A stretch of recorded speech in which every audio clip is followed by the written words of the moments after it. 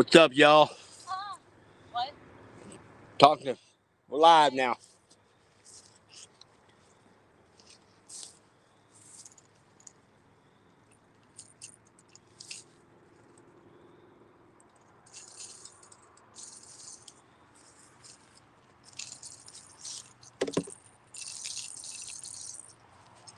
Weed Hopper, Uncle Lou. That's right, we're hoping for a 28-pound Uncle Lou. That is what we're hoping for. We had a boat come through, and my wife's sitting right here, and went over a line and ripped over a line. Then I have Richard from Fishing Free and Stephanie Clark sitting back behind me. So if they hook up, I'll grab the camera and I'll spin around and we'll run over there. Get some rods out right now.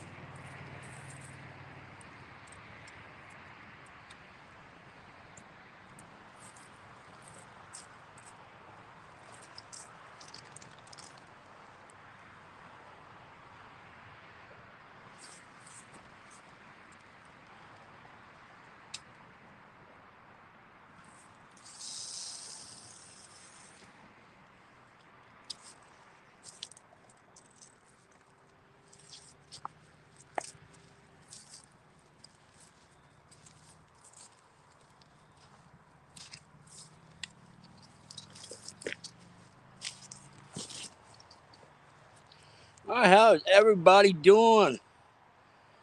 Matt, yes, actually I'm below the bridge here. We just got set, like I said, we had a boat come through and it wiped out one of my wife's rods. So we're gonna have to keep a tight eye on make sure no boat traffic comes through here. It's really, really tight in here, guys. And guys, we're only fishing like literally a foot and a half of water. In just a second, I gotta re-rig her, and I'll be right with you guys.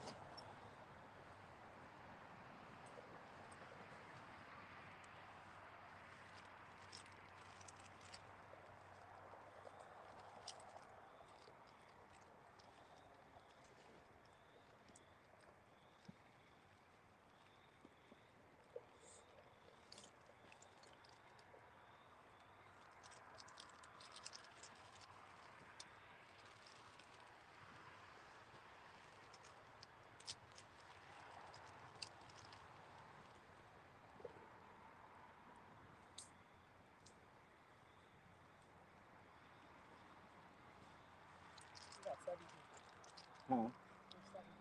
Yeah. Oh, no. Right, quick, yeah.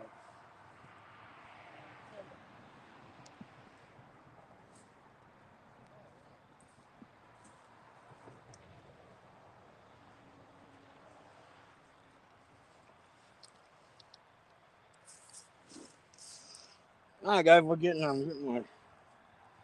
wife rigged up here, guys, and I'll be right with you.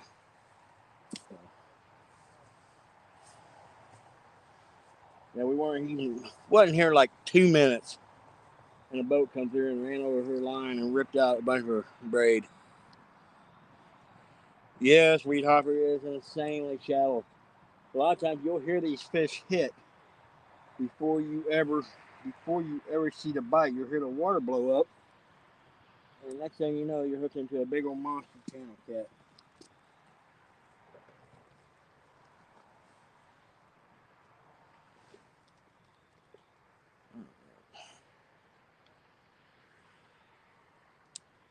The bite was really slow today, guys, but more here in the last few hours. It has really, really, really picked up.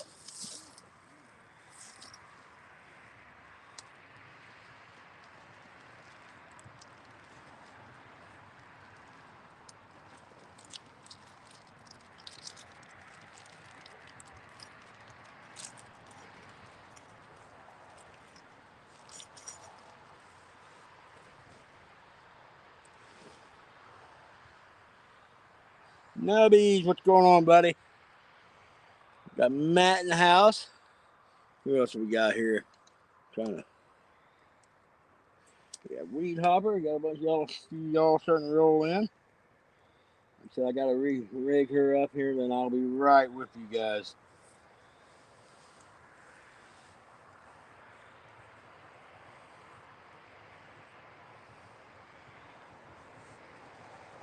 So I've got Richard and Stephanie Fucker sitting back behind me, fishing kind of like almost underneath like a bridge. So they're in a really good spot. They're like in a choke point. They're coming out of this deep water, intercepting these fish coming into this marsh to feed at night. We fished here last night. I caught one pretty decent channel cat, and Freddie from Freddie's Outdoors Adventures was with us, and he was actually down the bank about 80 yards from us, and he caught his TB of 18 pounds. Yeah, he caught a new TB, so that was pretty wild. Yeah, because I was actually talking to Richard, and we hear this big old splash. All of a sudden, we go, "You on, Freddie?" He's like, "Yeah, I'm on."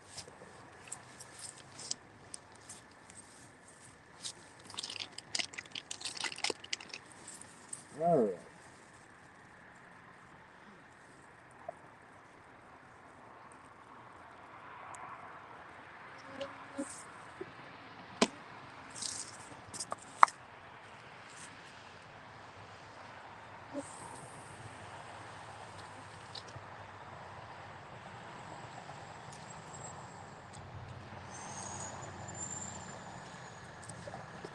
Let me get my battery box hooked up here.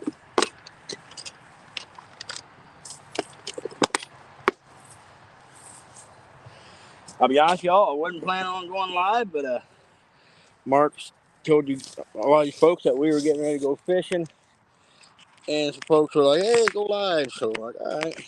So I like to keep my catfish family happy. All right, there we go. You guys see the rods pretty good. Let's see.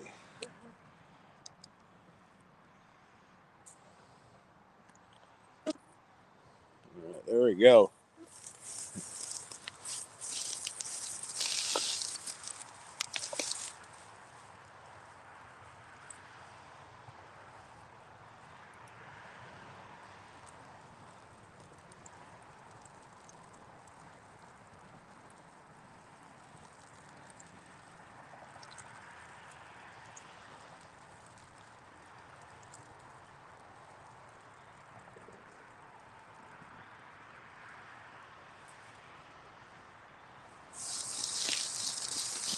Okay. All right. What's going on, Danny?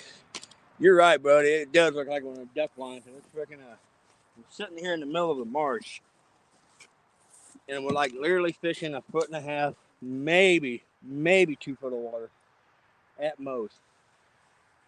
But these catfish come up here to spawn. Mark just literally got set up. We had a boat run over, come through, and actually run into Marsh's line, and whoo, about spooled her. And I was finally able to get it locked down, but it broke off. It sucked the old boy, sucked it up in his trap. But like I said, we just got set up, and like I said, got Richard and Stephanie sitting back behind us back over here. Let me spin around, so y'all. So if they hook up, guys, we will grab the camera and we will make a mad run. Maybe I hope so. I'd like to actually see my wife do it.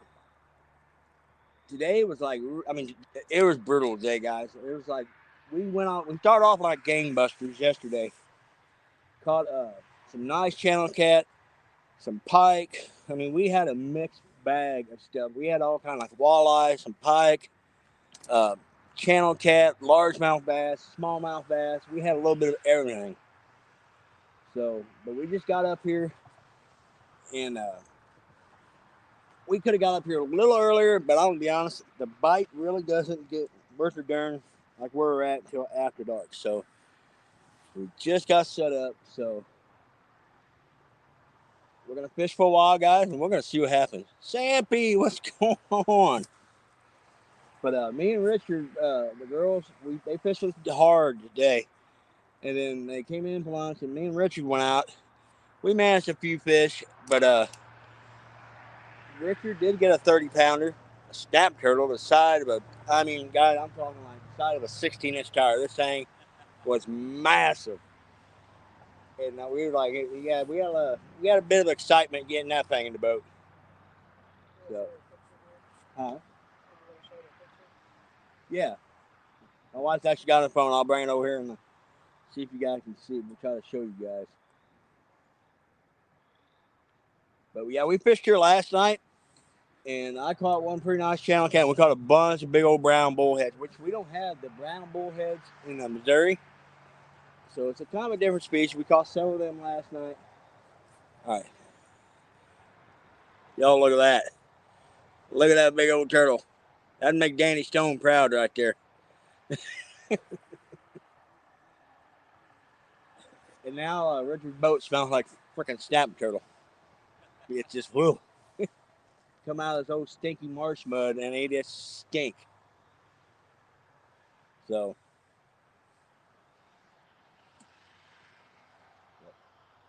yeah, we didn't bring a net or anything with the guys, so it's gonna be hey, your orange one just got popped. Yep, just got your spinning rod just got popped. Oh, yep, he's on there.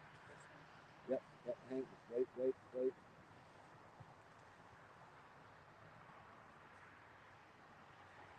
I'll tell you. Oh, yep, he's on it, babe. Go ahead and crank it down. Yep, got him. Betting that's a bullhead, guys.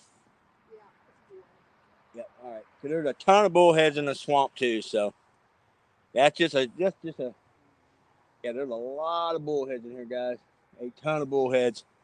So, but hey, we're getting it started, guys. We got a instant action, so.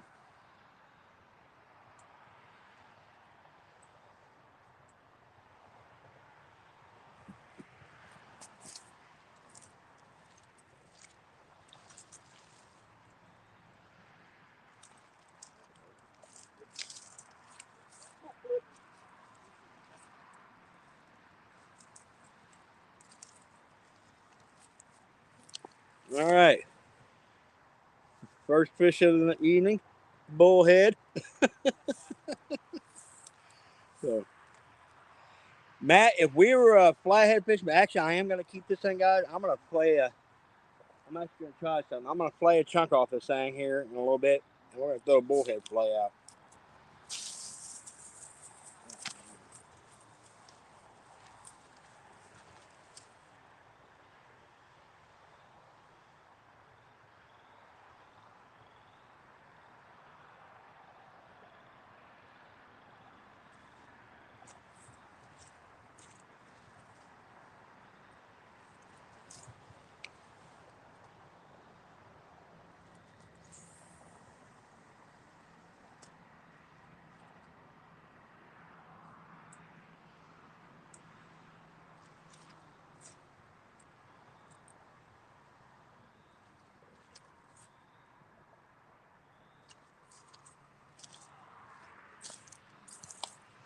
All right, we got this party started. Hey, Dad, what's going on? Dad's in the chat, Marcia. Well, Dad, we just got set up. Marcia just caught a bullhead, and we struggled today. It was the slowest day I've ever had in Mendota. I mean, don't get me wrong, we had fun. We caught a multi, so it's a pike walleye. Yesterday was great. The girls actually, Marcia got a new PB bass, a new PB northern pike. Richard got a PB northern pike. Stephanie got her PB channel cat. So it's been a good time. We've caught some fish up in the 18 pounds plus channel cat. So, but there's been some folks in our group have caught some in the mid 20s. So we just set up here in the marsh. Like I said, we was up here last night and we caught a few fish. So, but we're gonna see what happens And we're going to fish for a little while, guys, because tomorrow morning we have to get up early, get everything packed up. My oldest daughter is graduating nursing school. So we got to be home. It's about a 6.5, 7 hour drive home.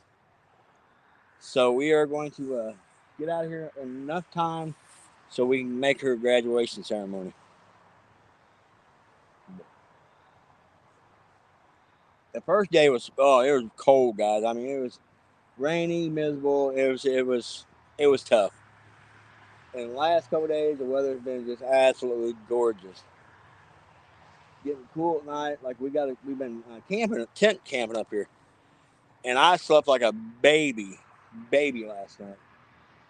My wife not so much so. She was getting cold. I was freezing. So she already laid the law down for next year. If it's going to be cold like this, we're going to hotel it. So.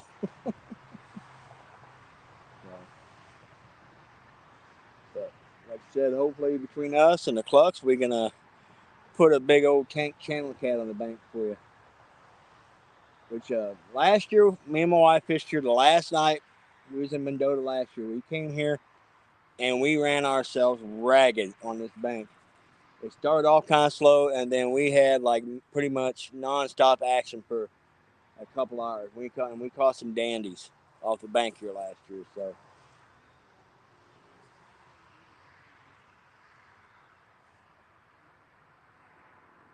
Yeah, we got a little bit of everything. We've got some bluegill, we've got some chicken, we got some shrimp, and we got suckers. We got a little buffet out there. Brian B, what's going on, buddy? Yeah, hopefully you guys get to see a big old massive takedown.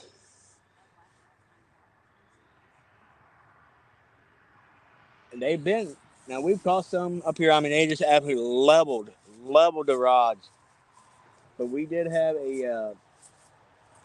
some of them they just barely hit. Like one, Richard caught a 14 pound earlier, and it just kept bumping the rods, and before it never did like really smoke the rod. It just kind of took down. But like last night, we was in here last night, and we'd already caught like 3-4 bullheads, and it was actually my Rocky Baker here, and it just kept tugging, and I was sitting there just griping to my wife. I go, "Oh, it's another dang bullhead!" All of a sudden, whap! Just slammed. No, I probably won't, because I ain't got no way to get him back live. Oh, okay, you're orange one again. Orange one again. Wait for it, but he just whacked it again. Yeah, it's kind of marsh. It's like we're basically in a marsh, so it's really, really sticky and wet. Oh, yeah, he's on there, Rex. Thank you. That's a bullhead. Got him. Yep. All right, guys, we got another bullhead on.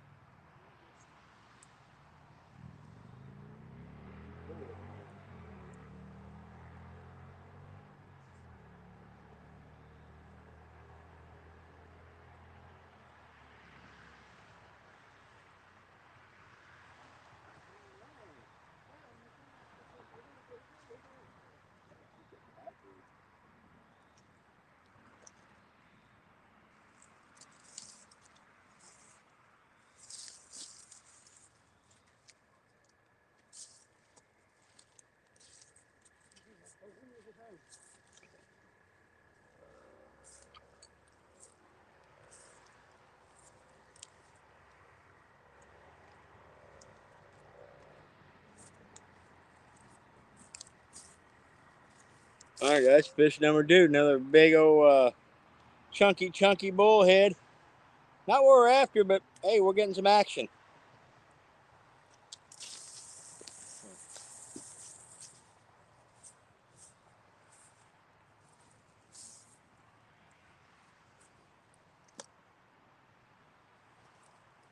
All right, now I gotta find my knife.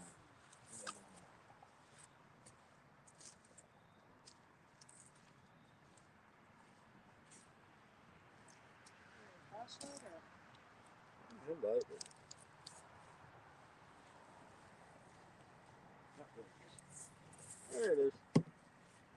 We're gonna put a piece of bluegill on there.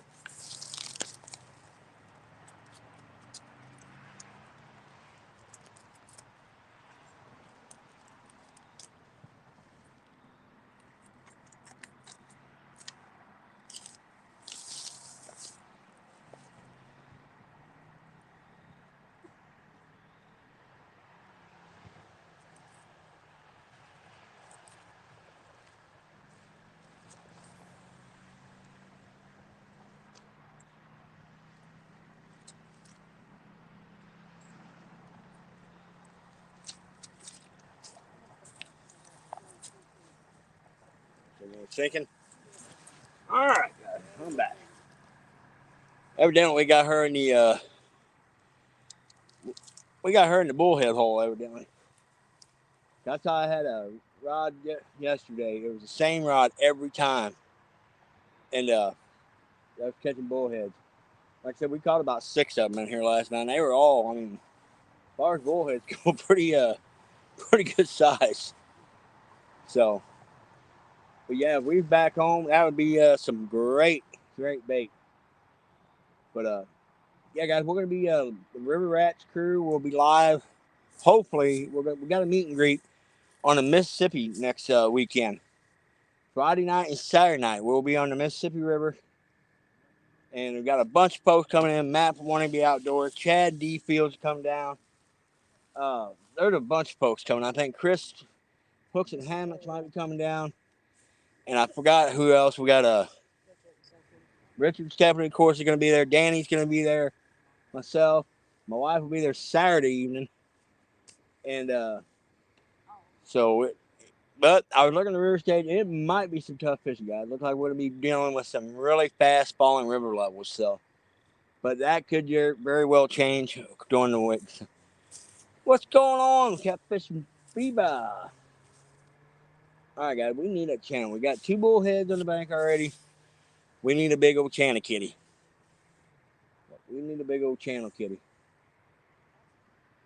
Yeah, we're kind of like in a choke point where we're at. We're coming out of there's a really deep water area, coming in some really shallow water. And we're catching these fish coming out of this deep water up into this shallow water. They come up here in the feed, so. And I'm hoping for a repeat like our last night was up here last year. But the bite was really slow, but it picked up big time. What is back here? Huh? There's something back here. Oh my God, what is that? Oh, geez. I didn't know what it was. Oh, God. Is that bullhead he threw up here? Oh, my God. You scared the hell. No. Well, I threw it. Oh, my goodness. One of them bullheads I'd caught, I threw up on the bank, and the wife's sitting kind of back behind me. I mean, we're like in the middle of a marsh, call these cattails, and that thing started thrashing around. She thought something was coming to get her. It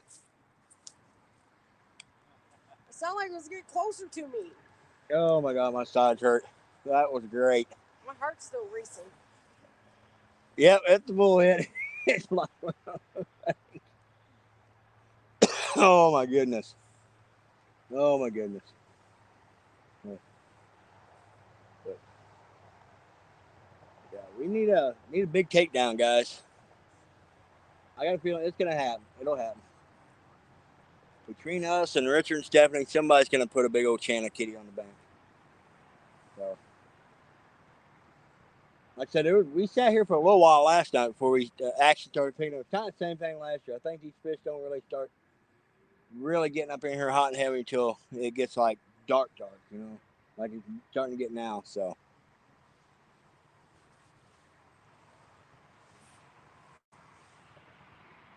Yeah, I'm gonna take one of these bullheads in a little while. Probably next time I reel in, I'm gonna take a fillet off of it. It's real bloody, and I'm gonna try slinging it back out there for one of these channel cats.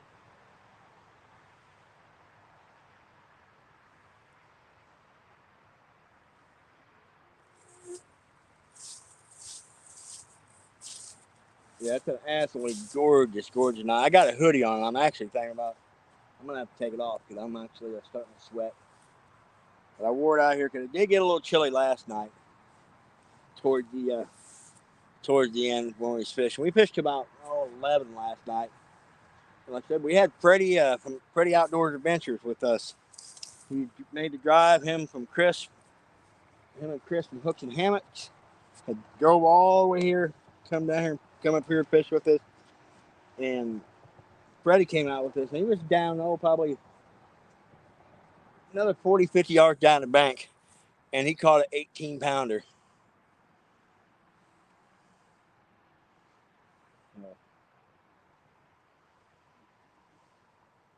But Wise in chat apologizing.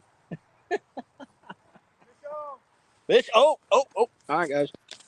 It'll be a good one. Run, Jerry. All right, I'm trying.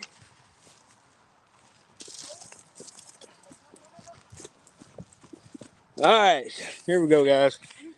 Live action. Oh, yeah. Oh, On the Freddie rod. on the Freddie rod. Come on, Steph. Come on, baby. Got him on the run. No.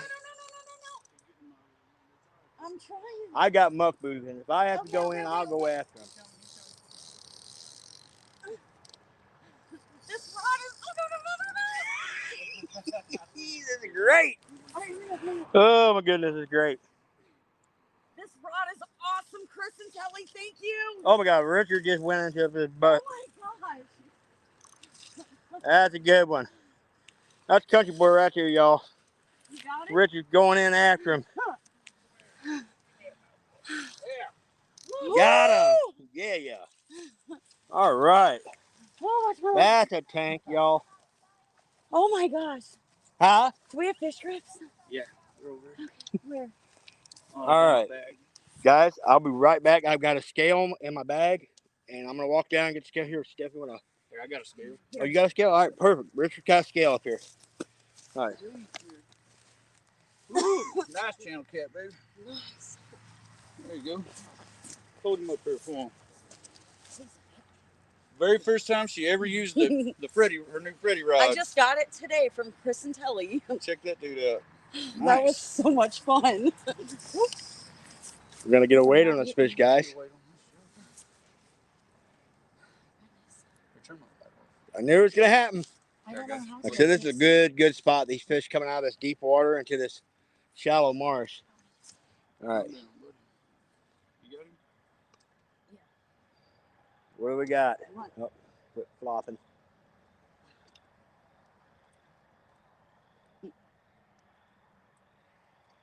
Gonna lock? No, it won't here. It won't lock.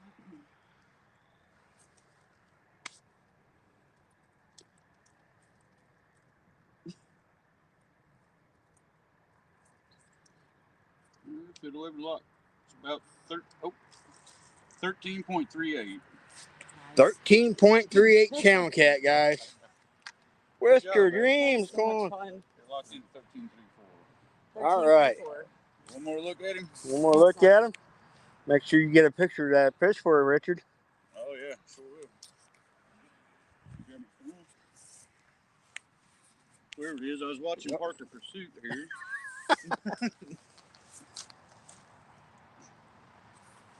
I can't hold it.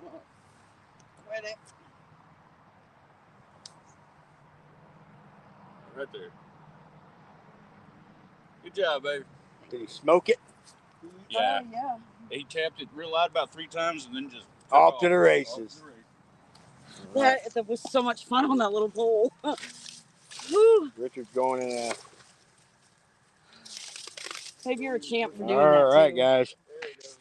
Channel cat number 1. We got 1 channel cat and 2 bullheads in the bank already, guys. So. 13.3.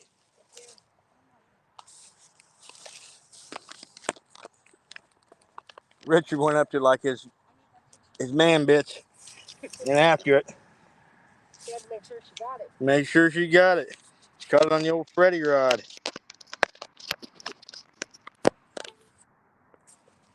All right, guys.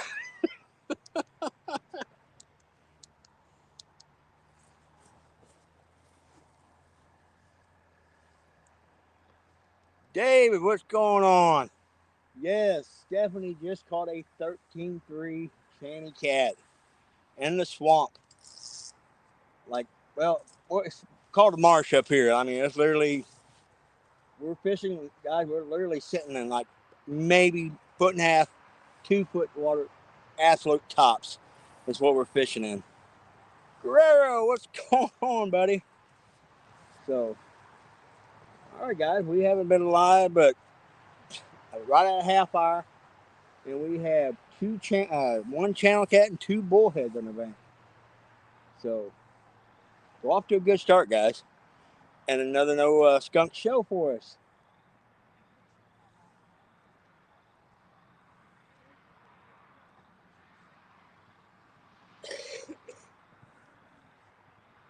So, we need to get some more channel cat, guys. Ooh, something big just blew up here. Something really big just blew up. And that's the crazy thing about fishing in shallow water, guys. There'll be sometimes you'll sit there and you'll hear a big old splash, and you'll look and it'll be like where your bait's sitting. All of a sudden your rod will just get whap, just get slammed. Jimmy James, Bailey, how we doing? Look more like, it does look like a duck line. It's like, yeah, we're literally sitting in a cattail marsh. I mean, that's exactly what it is. And there's literally, like, once you go into this area we're fishing, this is literally the only bank spot in this entire marsh. I mean, it's just a big old murky ass butt marsh, but it's full of these big old channel cat. It's got some northern. I wouldn't be surprised if one of us put a northern pike on the bank tonight too, because, huh? So what? Oh, way out there. Actually, that's why I threw that in one out there, babe. Those two, and this one's yours. So I got that one. I know which one's mine. I wanted to know. You want me to throw one way out that way? Yeah. I can pull your purple one up, babe. You want me to throw it way out that way? Yeah, right here. All right. I can still see it with the light. Okay. All right, guys. I'm going to locate a rod here real quick.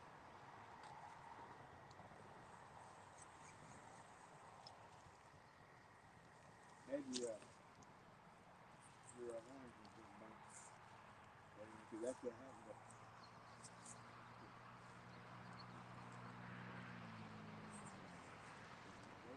You haven't taken it yet.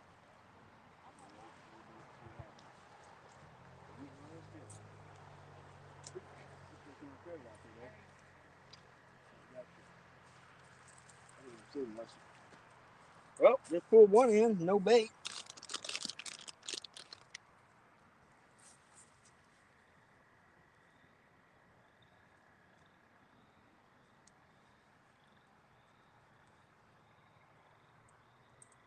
Oh, the orange one there, he's still tapping. I think that might be a bullhead.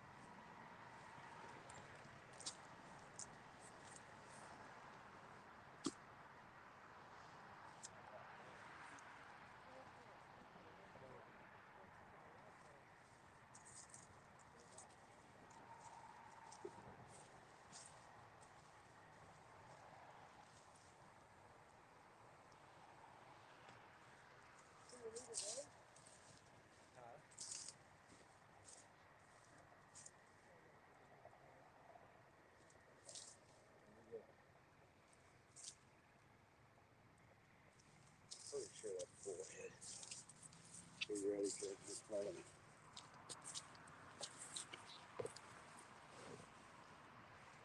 She's getting a hit on her orange rod already again. I'm pretty sure. Lance, what's going on, buddy?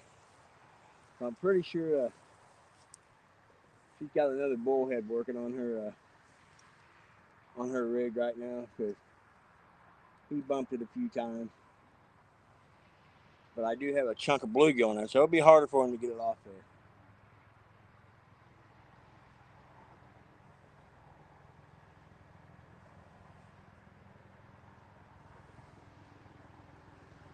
But we're getting started off right, guys. We're getting started off right. So we're getting hits already. We got some fish in the bank.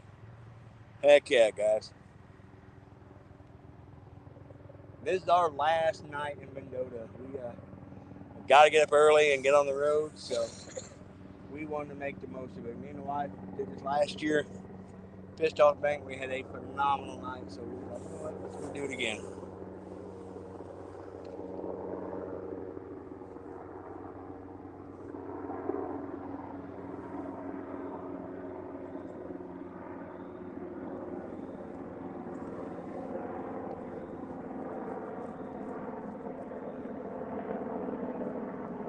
One thing I want to say, guys, it's crazy.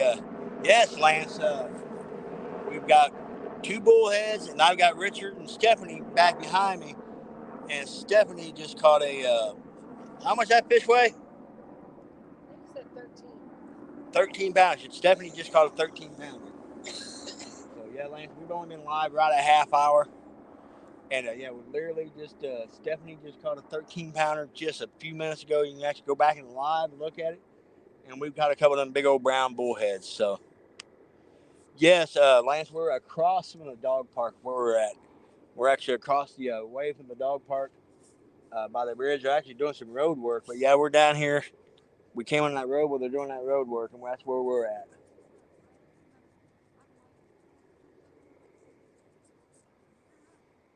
And I'll be honest, we hook an absolute tank. It's going to get fun trying to get them out of here. Because all these cattails, so Richard, he just went up to his man bits to get after Stephanie's fish, you know. But hey, that's a good husband right there. To make sure his wife gets that fish.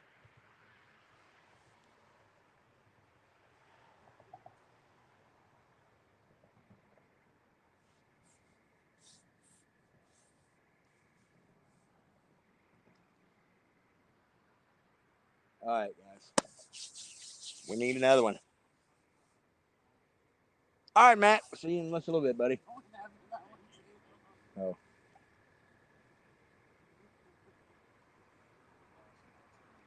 You know, we tried. We dragged some baits. We caught a few fish dragging baits on behind the boat. We caught the big majority of our fish anchored up. But like I said, we had a absolute mixed bag of fish the last few days. We've got channel cat, northern pike, walleye, smallmouth bass, largemouth bass, white bass, the big yellow bullheads, bluegill, goggle eye, and a big old giant snap turtle. So yeah, we've had the mixed bag as far as fish. So it's been, I mean, it's definitely, I'm gonna be honest, guys, it's been the slowest Mendota trip I've experienced so far. This is my 3rd year coming up.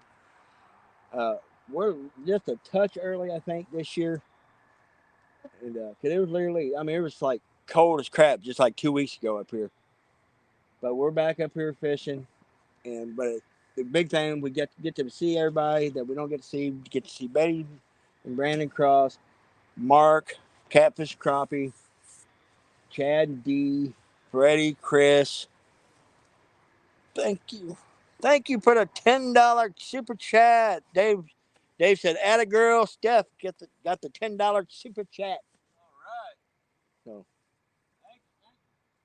but yeah, that's a big thing. We had some folks that didn't get to come up this year. Lyle, he working on his boat, wasn't able to get up here this year. We're really looking forward to seeing Lyle. Josh and Christina Dunnigan, they didn't get to make it. Oh,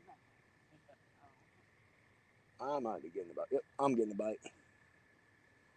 All right, the old Rocky Baker right here is getting a little love tap.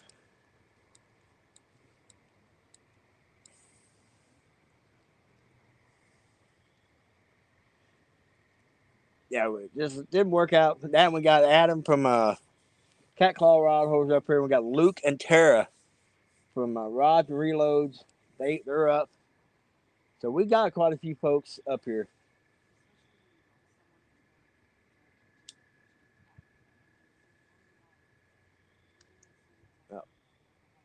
Something was hitting my Rocky Baker here, just a little love tap. Just when you guys got to try and make it up here during the winter. I'll put you guys on some burbot. Man, that's one thing I've never caught is a burbot, and I would love to catch one. I would definitely love to catch one. It would be another species, yeah, cross off my list for sure.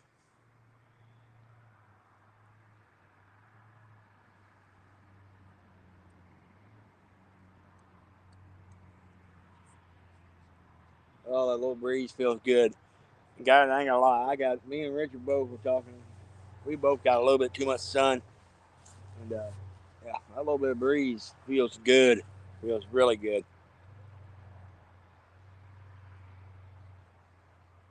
Well, something. The wife had one hitting her orange crutch spinning rod. I was tapping it and it quit. And I just had something tap on the Rocky Baker a couple times, and it stopped. So, kind of seeing what. Let's see what happens. Oh, hey, baby, you're orange one. You're orange one. He's there. That's a bullhead. Yay! I'm pretty sure he's there. He's not hitting now, but he was.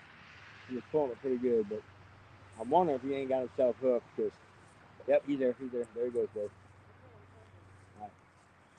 All right, guys. I think the wife's getting ready to hook up on a bullhead here.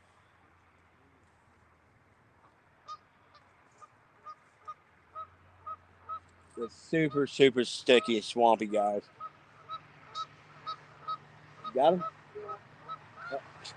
All right, guys. I'm on bullhead duty.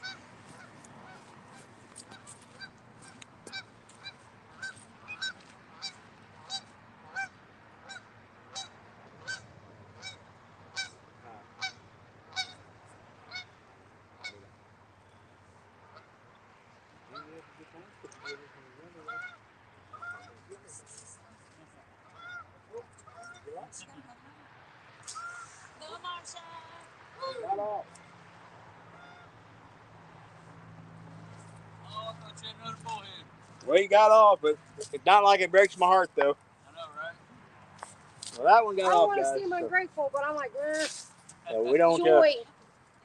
I've still got the bait, so good deal. We got the bait. We'll get it back out there.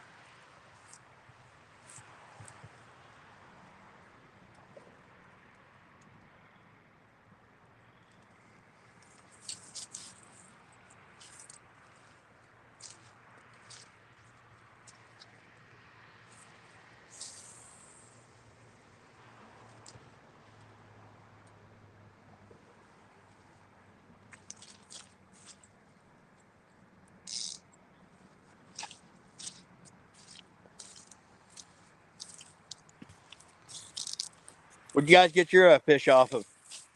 Sucker. Sucker? Yep. That's awesome. That's a heck of a way to break it in, eh? Yes, it is. Yep, you're right, David. It is a good. Like, yeah, there's so much wildlife up here, like birds. There's geese, ducks, whooping cranes, loons. There's just like bird life everywhere. We've seen so much wildlife in the last few days. We've seen turkeys, deer. I mean, just a little bit of everything, guys. It's a really cool trip up here, way north of us. And I'll be honest, this is like one of the few times I will actually actively target. Here we go. Rocky Baker's getting hit.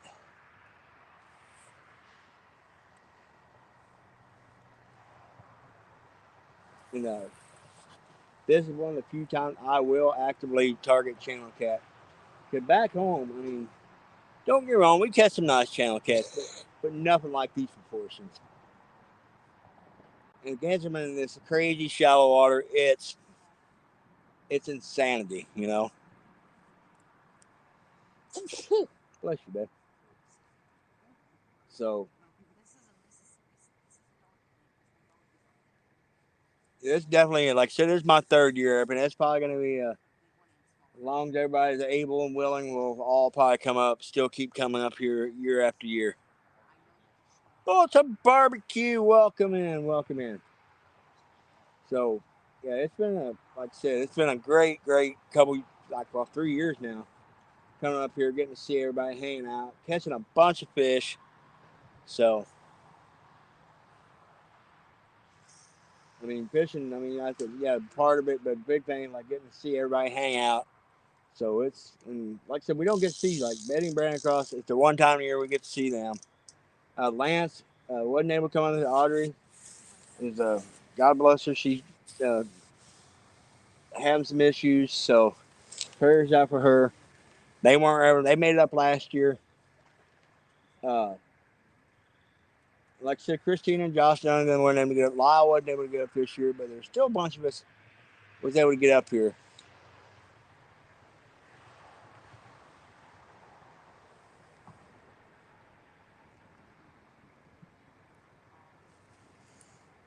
Big Bill, what's going on?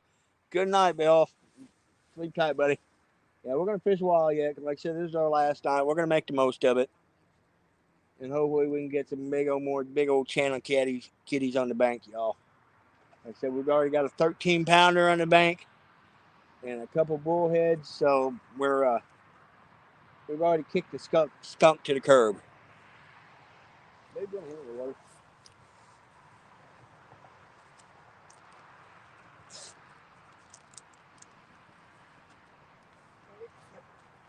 Oh, it's right next to that yellow belly. All right. Might pull the Rocky Baker in a little bit. I was getting hits on it, and I'm not sure. I can't remember what I've got on that one.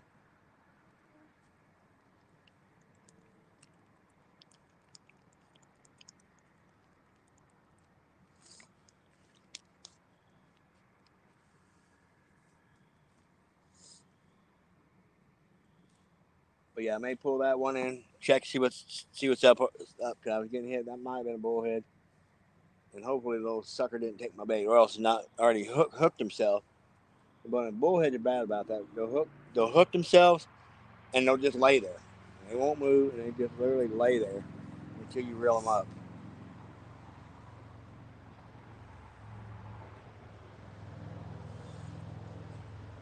But here's the crazy thing, guys. You guys, we've been. Let's see, Lance, Turkey Partner, Willow, Burning Way. Good night. Yeah, Lance. This marsh right here, the Cherokee area. Yeah, there's some monsters get caught out of here. But that what I was getting ready to say. Going senile, I guess. But yeah, okay, I remember. Guys, we've been like we usually cut sucker, cut bluegill, and we have caught probably besides the channel cat and everything, we have caught probably 6 or 7 bass, close to 5 pounds, uh, on largemouth bass on cut bait. Stephanie D says, "Way to go, D." And that was her first fish on an FOA rod. That was a gift from Chris and Telly from Hooks and Hammers. They just gave her the rod. Matter of fact, it was her first cast with that rod.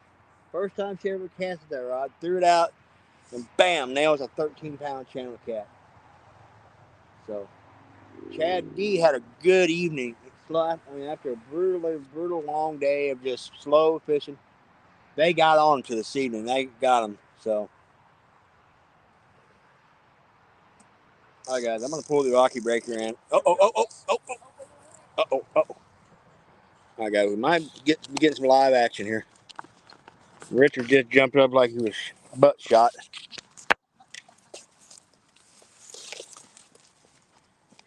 Oh, oh, Richard's on, y'all. Here, baby. All right, Steph, you hold that and make sure you get the screen. I'll try. Ooh. Well, I think I am here. Sorry, guys. Oh, that's a frickin' toad, Richard. That's a good one, boy. Oh, holy crap. it's dark and muddy. Hold on. Whoop. You got it? That big old male. The head on that joker. Marcia? No. Oh. Woo! Woo! My good Lord. Woo! Thank you, sir. Man, that is a Sorry. tank, you all. I'm trying to look. I don't know. Here. Holy cow. I can't. I'm trying to do it Guys, upside down. I can't Richard do it. just put an absolute Hold on. freaking Give beast. him grips. I'm trying. Hold Just put an That's, absolute beast on the bank, guys. That's a good one.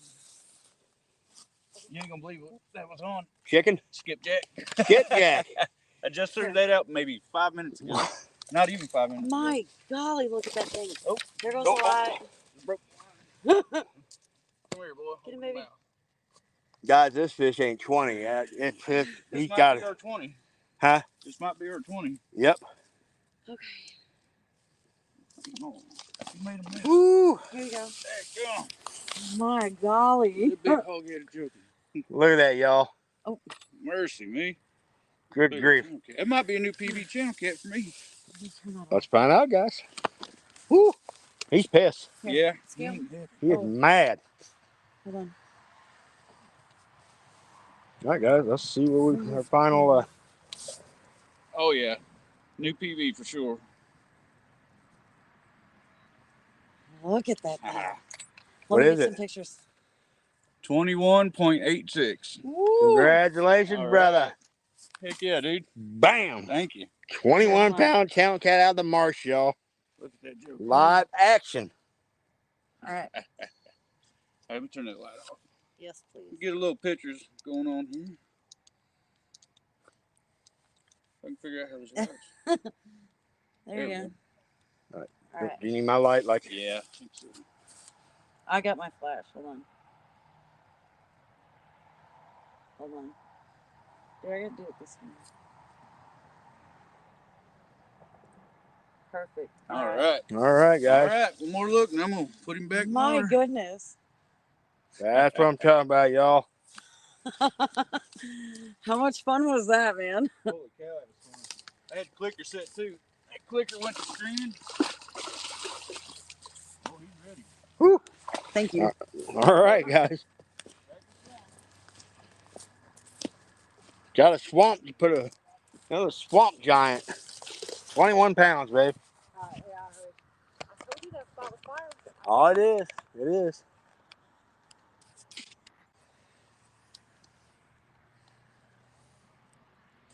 All right.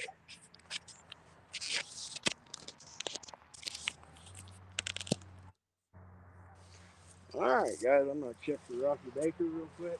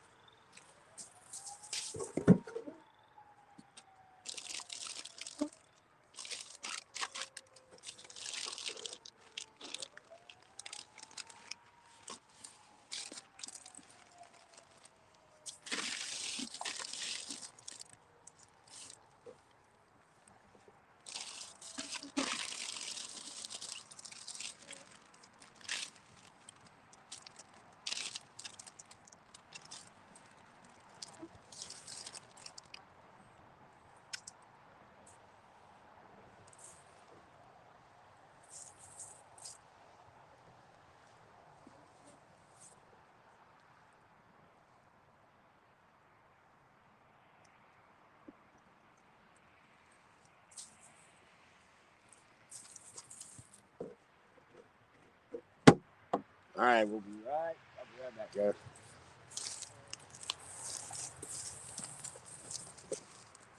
Hey, you ain't wanna skip that?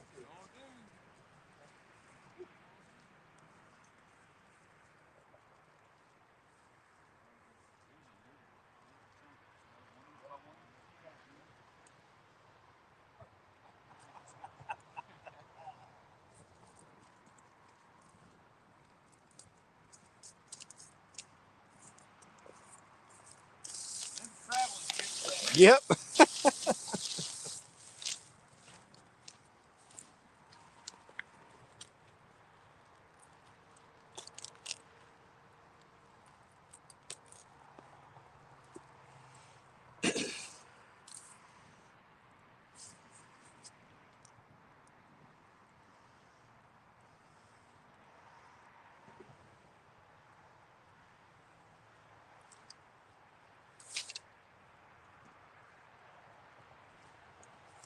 White fell over.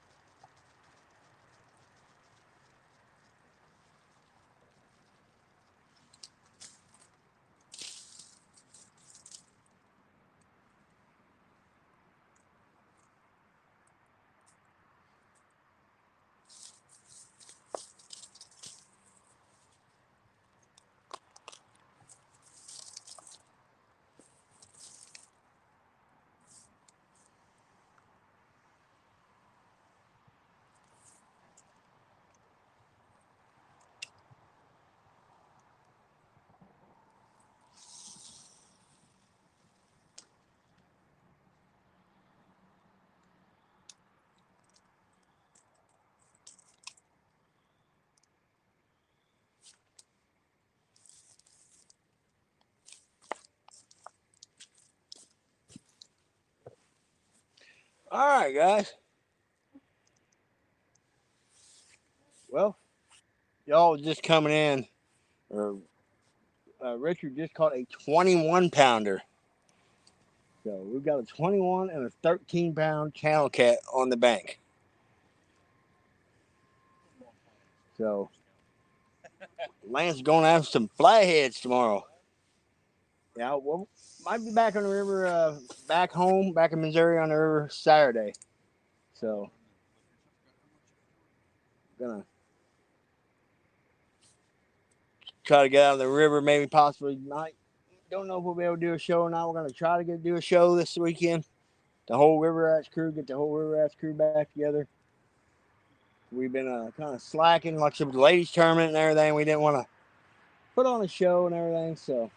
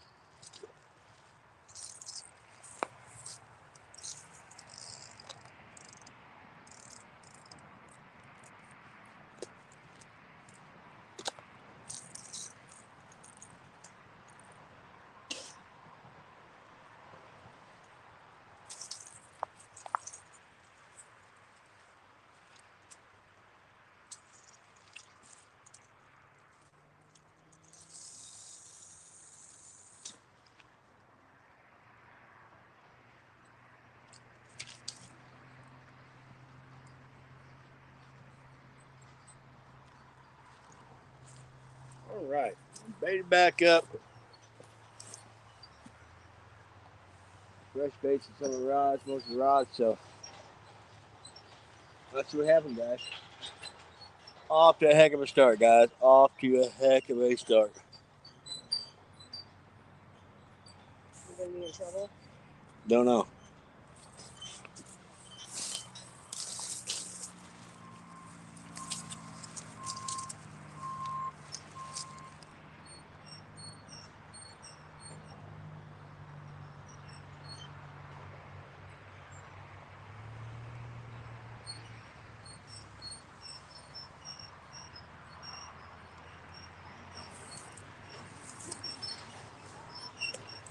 Probably just checking to make sure it's covered. We're messing with none of the equipment.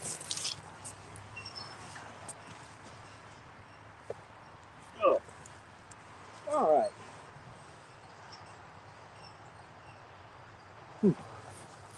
We had some excitement there for a bit, guys. We had, like I said, Richard hammering an absolute pig out of the marsh with a new PB form, a 21 pounder, a new PB form.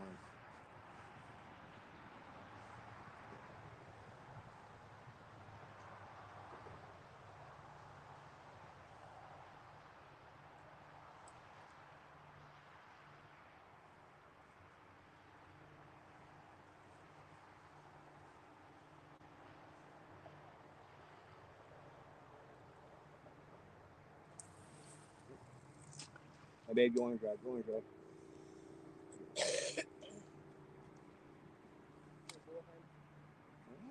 Get a little more aggressive with it.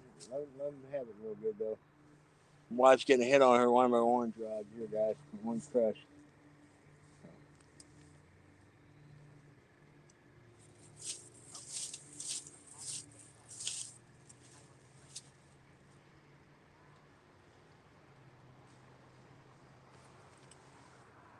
Wait to see what happens here. So it was acting like a bullhead the way it was kind of tapping, but some of the channel cat been hitting kind of soft, guys. Been hitting kind of soft, and also they'll just slam it.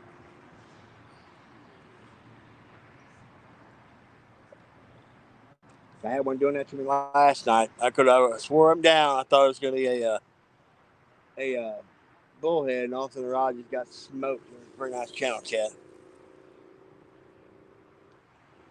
Yes, Uncle Jeep. Everybody has been just hammering new PBs left and right on channel cat and northern pike and bass. The wife got a PB channel cat. I'm sorry, PB northern pike and a PB largemouth bass on this trip. Stephanie got a new PB channel cat. Richard just broke his a few minutes ago. Chad and D Fields got their new PB channel cat. Mark from Catfish Crappie got a new PB channel cat. Freddie got a new PB channel cat. Yeah, it's been a pretty awesome trip for a lot of guys, a lot of boys and girls up here. So.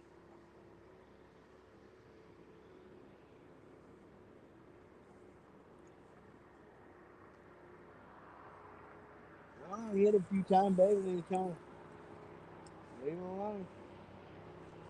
Probably as soon as your butt hits that chair, though, it's like. Yeah, we're like literally in a cattail marsh, guys, and it is so sloppy and wet that you sink. Like every step you take, you're sinking.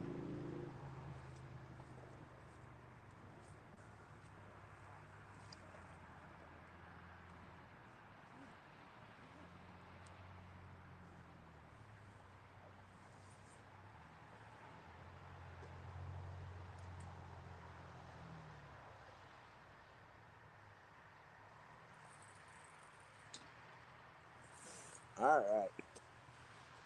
Come on, we need another tank. We need to get another tank in the bank, guys.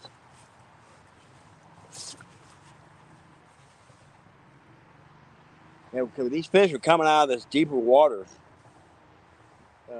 off to our side out of the main lake, and they're coming up into this marsh.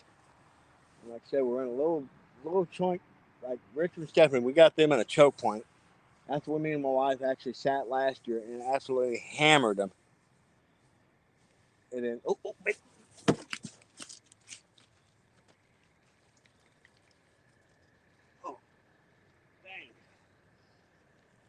I just missed a good takedown, guys. Just missed a really good takedown.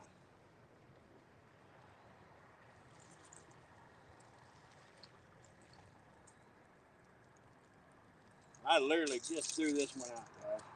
You let me get it. Said you let me get it.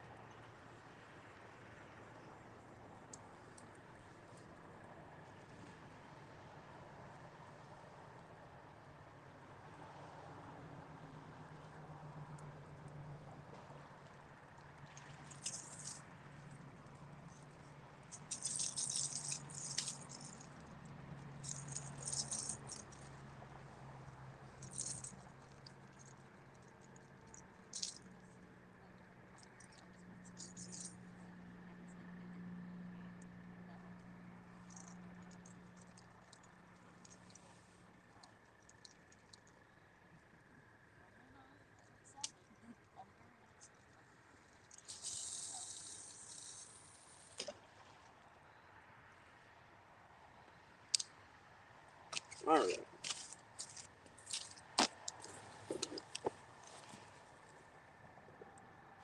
Yes, it was a much needed vacation. Yeah, everybody's had a good one. Which, not gonna lie, the first day we got up here, it was raining on us. We set up camp in the rain. Wasn't horrible. I mean, it was drizzling, but it was kind of cold, damp. And then our first day fishing, it was windy, cold. I mean, it was tough out there. But we started off like gangbusters in the morning. We caught several nice fish that morning.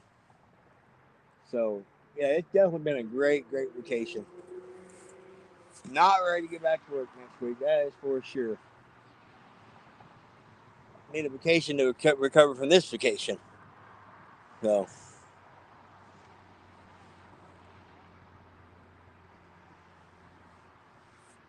so yeah, like I said, we have like channel cat, real nice channel cat back in Missouri, but nothing like here. I mean, to consistently catch these big old bruisers.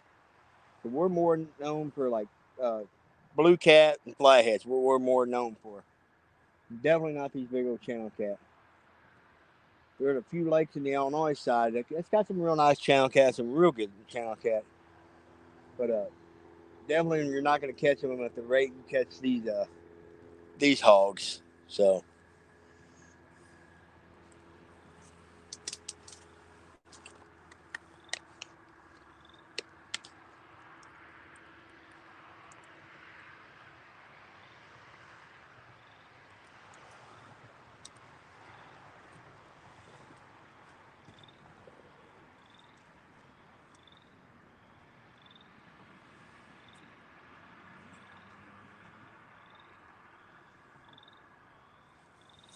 All right, like I said, guys, we've got a couple bullheads, a couple channel cat on the bank, and so we're definitely catching fish. We're that, and I just missed a pretty nice little takedown. So we got some action. Definitely got action going on. So, and I don't think those are going to be the last two fish. So,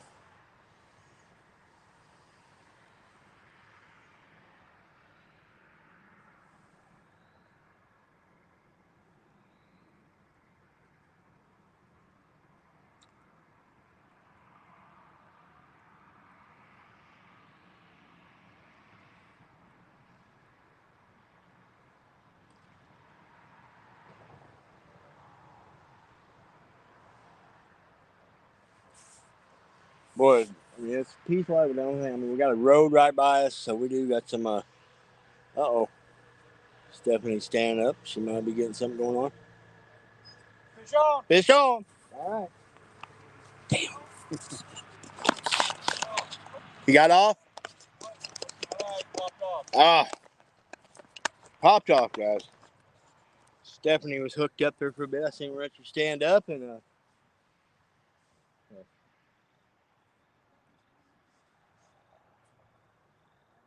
yeah, we're getting some action, guys. We're getting some action. She hooked up, had him on for a second, and he popped off. Oh, yeah, she hooked him. She stung him for a bit, and like she ended up pulling off. So I got one rod down here. I'm actually gonna freshen the bait up on it real quick, guys.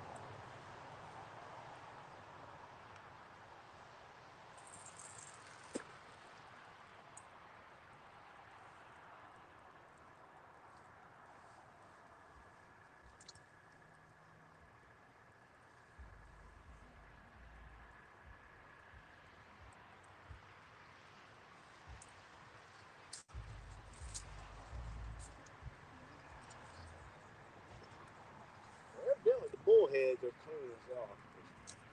Just pull this one in and get on no bait. good. Uh, I said, well, good.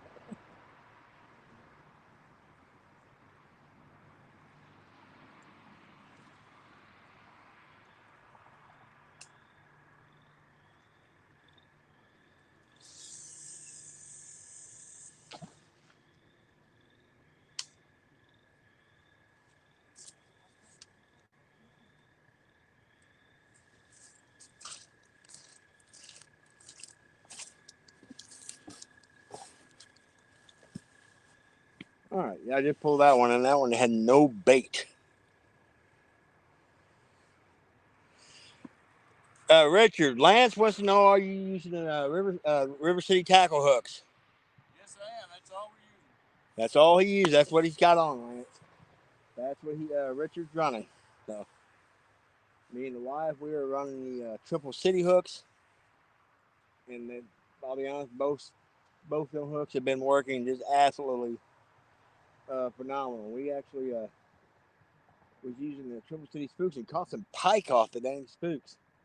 So, like I said, we've been using both those types of hooks and been having great hookups. I mean, as far as like when we actually like reel down on a fish, I think we've only lost like 2 or 3 fish.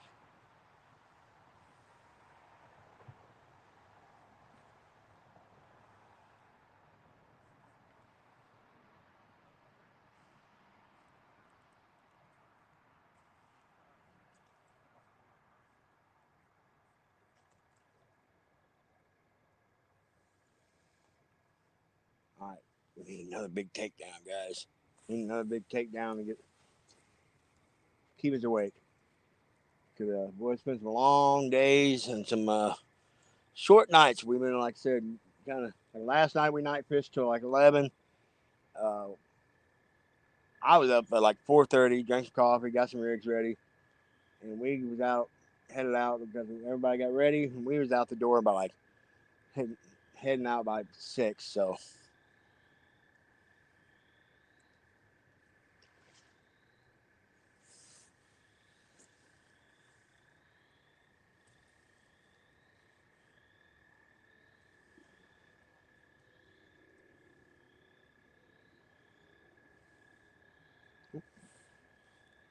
hey babe, Yes. watch this one right here. It got bumped. Probably stupid. Huh? It's probably a stupid thing. I didn't hear you, babe. What'd you say? Oh, we just had a little bump on the on one of the rods here, so hopefully and that's actually the only rod I'm running with the spook. The water is super shallow here.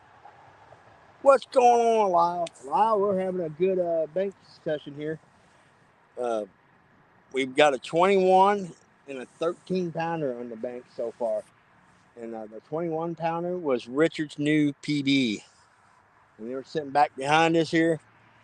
So yeah, we're sitting here at the head of the marsh, and we're getting some fish. I missed you. Oops. I just got a bump here on the Rocky Baker. Actually, I got 2 rods right now getting bumped right now. The one's actually the wife's sitting in front of her, and I just got a little bump. So, but there is a lot of bullheads in here, which Lyle can tell you that. There's a bunch of bullheads. We've actually caught 2 of them too. So,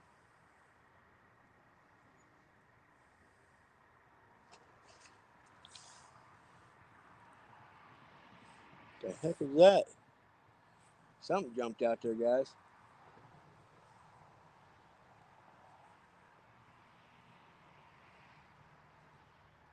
And I will tell you guys, whenever I hear that, we hear like especially in this shallow water, we hear a fish jump or blow up out there.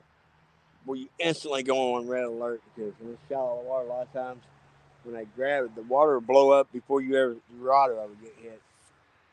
You'll hear that big old blow up, all of a sudden your rod will just get buried. So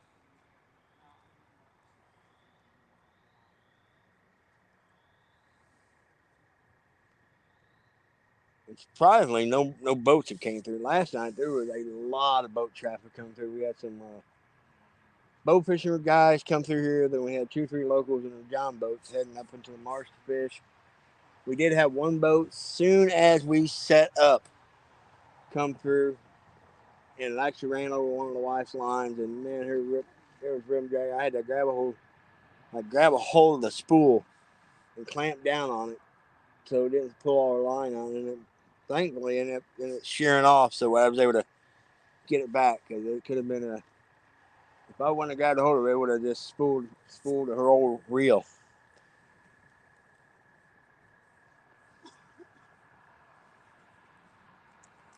And I'll be honest, like I said, yeah, some boaters are butt heads, but we're in a really, really tight spot, so it's kind of, we just gotta be alert. We see somebody come, we gotta pull some rods in, because we're in like a really, really narrow area.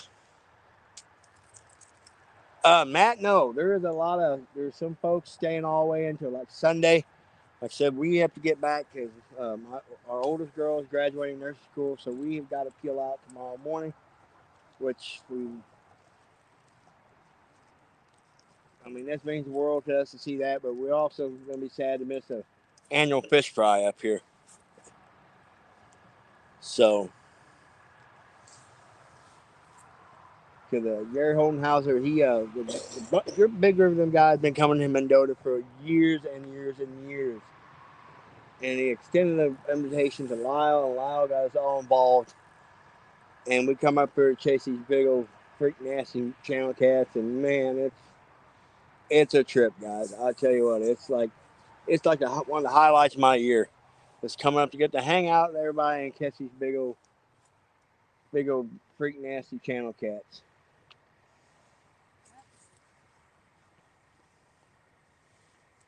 Yeah, because in this shallow water, they got nowhere to go but up. So when you hook one, it definitely gets exciting for sure.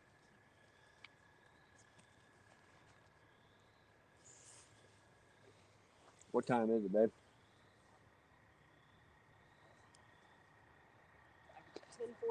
10:41. 10:41. Still early yet.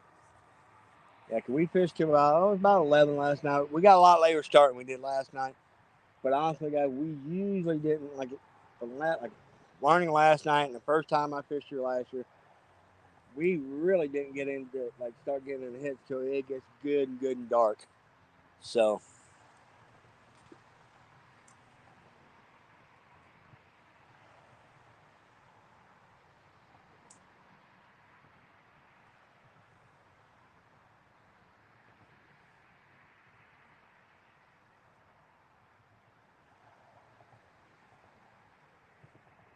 But yeah, we need another big takedown to keep you guys entertained. So it's gonna happen. It'll happen.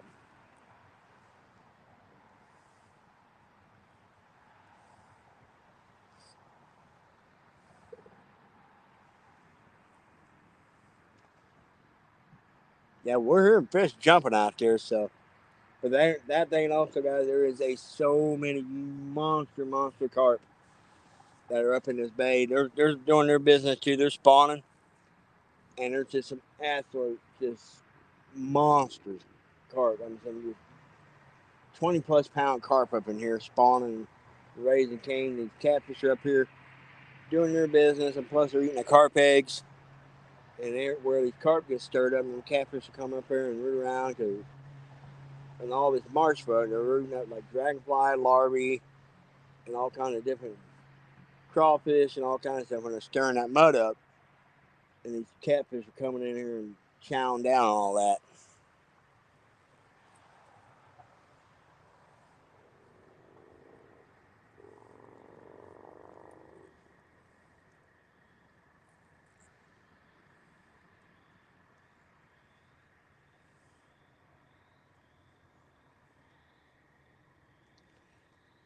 Yeah, Lyle, right there at the little boat slip right there where the Mendota Canyon Grant, we got me and Richards catch the bait yesterday. Bullhead is still flopping. Yeah, I need a play a chuck off in a little bit. And we and Rich were catching bait, and there was some moss out there. There was 3 really nice crappie, like laying right underneath that piece of moss, just in that little boat slip. 3 real nice crappie and some really nice bluegill. I caught a real nice big old hand size bluegill for bait, and and the Richard caught an absolute tank of a rock bass, just big old huge rock bass too in there. So like I said, we've definitely had a multi-species field trip. We've had northern pike, channel cast, smallmouth bass, largemouth bass, white bass, yellow bullhead, or brown bullhead rather, uh, walleye, uh, rock bass, bluegill.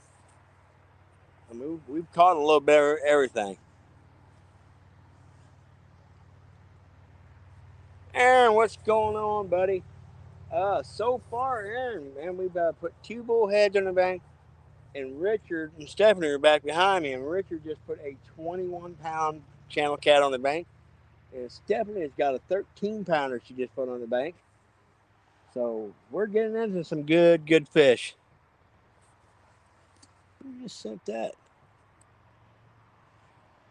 Aaron, thank you for the $20 super chat, brother. Thank you so much.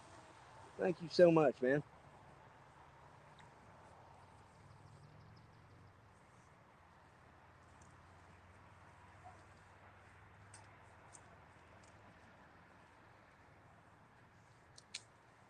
Boy, I tell you what, y'all, I know when I get back to camp, I'm going to be ready for a shower because now I've got like marsh mud all over me.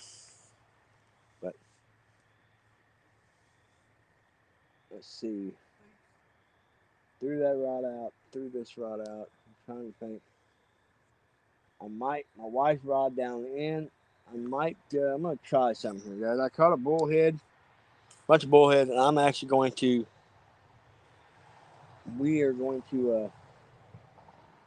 it in for her, and I'm going to put a piece of a bullhead fillet on there because it's good and bloody and stuff. So.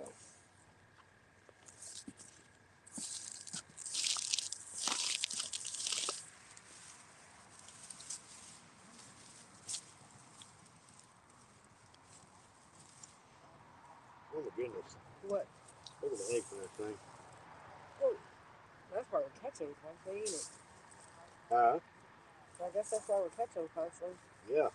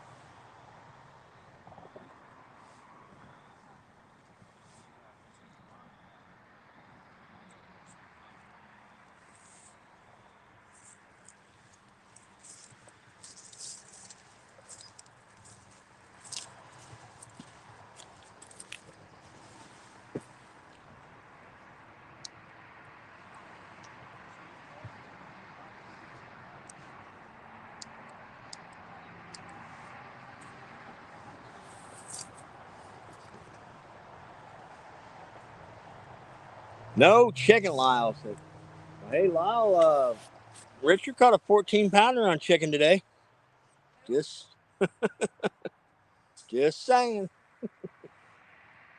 But right now we've got all sucker, bluegill, and actually I just cut a chunk of bullhead up, real bloody. That thing was absolutely loaded with eggs.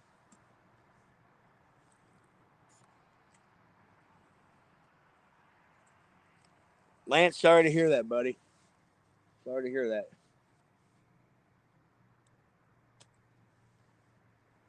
Well, the one good thing about that bullhead fillet too is super, super tough, and it won't get pecked off. We've been pulling in a few rigs. We've actually got the hooks cleaned off, and I'm sure these bullheads, we're grabbing and just kind of giving it a real quick twist and pull, and they're yanking the bait off. Because if you guys have ever dealt with bullheads, the bite pressure in them things is absolutely freaking insane. If bullhead got big as channel cat and clamped down in, I think they would break bones. The wife caught one last night, a bigger bullhead, and had that triple city hook buried in the corner of that mountain. I like to never got that daggum thing's mouth open. And when I did, I had to reach down and that thing clamped down on me. Oh, I was scrawling like a mashed cat.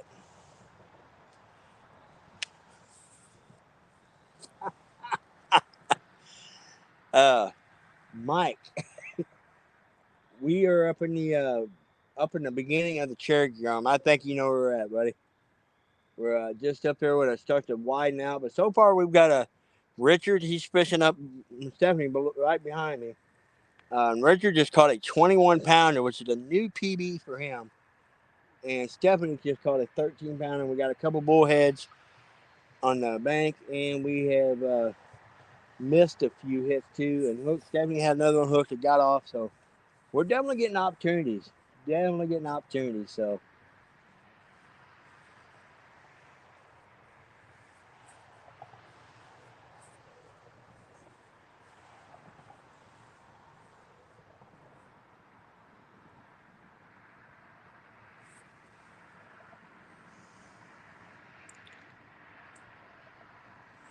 Matt, on the upper side of the bridge, we didn't catch crap except farther up in the canal. We did catch one nice one up in there, but everything we were catching like yesterday was way out in the bay, and then we did start picking a few fish up close to the bank this evening.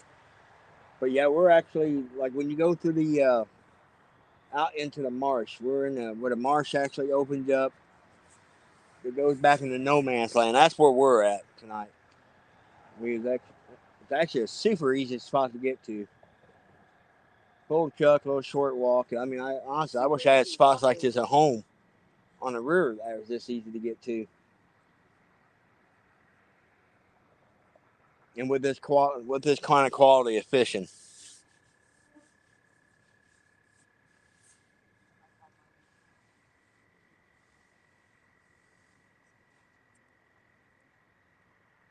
I would bet even in the summer months, a guy could probably come in here and catch some of these fish in the summer, uh, coming out of that deeper water into here. But being Richard did quite a bit of cruising today, like dragging baits later in the evening, and the Marino girls. It was amazing how far we went out into the main lake in only like 3 to 4 foot of water. It was crazy. It's coming out of murky water into really super clean, clear water. Fish on. Fish on. Oh, Stephanie hooked up again.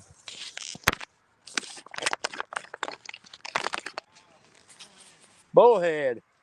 Yeah, we'll take a look at it. Well, he's nice as far as bullheads go. Oh yeah, big old fatty. I don't need a Big picture. old noggin on him. Big old bullhead, You don't y'all. want a picture with your bullhead, baby? I'm good. You want to touch Stick your finger in his No, mouth. I'm good. Stick fingers No, I'm not recording.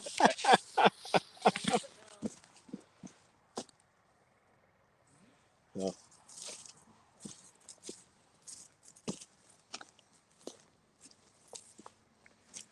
Big old fat sassy bullhead. Reckon this marsh arm is loaded with them.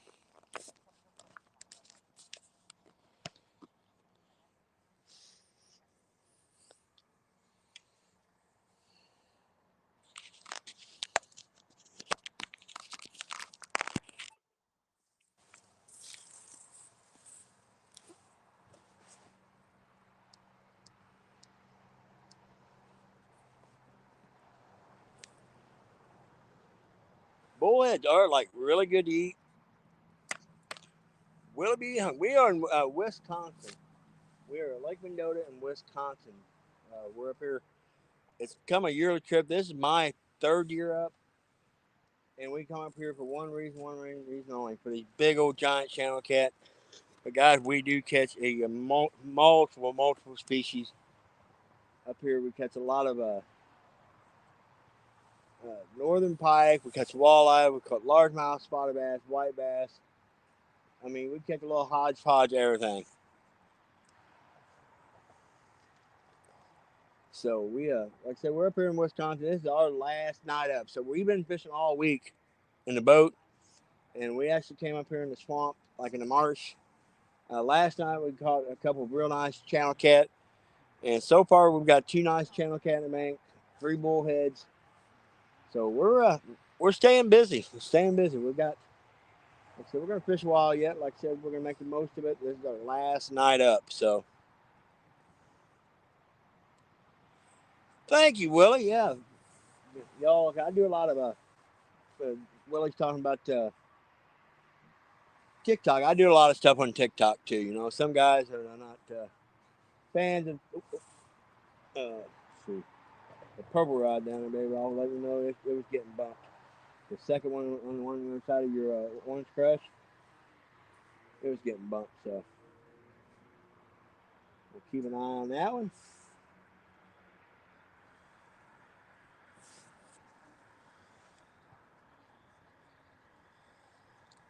And yeah, I do a lot of stuff on the old TikTok too, like a lot of lives and stuff, like little short stuff. So trying to broaden my horizons.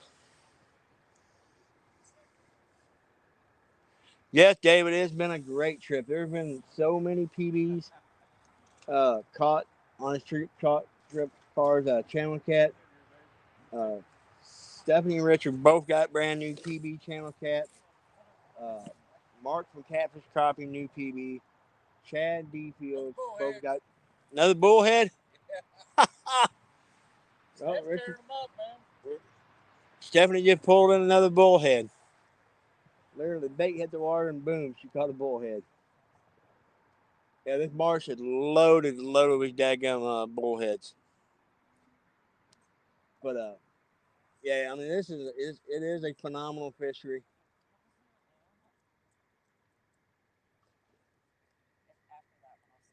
And like everyone in our group, and there's a bunch of us, everybody releases these big channel cats. So it's a important to turn these, especially these great big channel cat loose.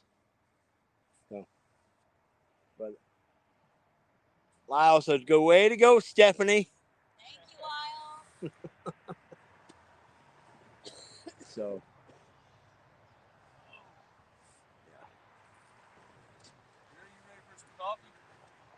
I did not bring my cup down here, Richard. This one comes with 2 little cups. One of them ain't used. Outstanding. My boy Richard hooked me up with some coffee. I do love my coffee. I hear you. It comes with like 2 cups. That one's nasty, but this one ain't never been used. Well, ain't that slick? Yeah. For $10, you can't beat that. Can't beat that with a big stick.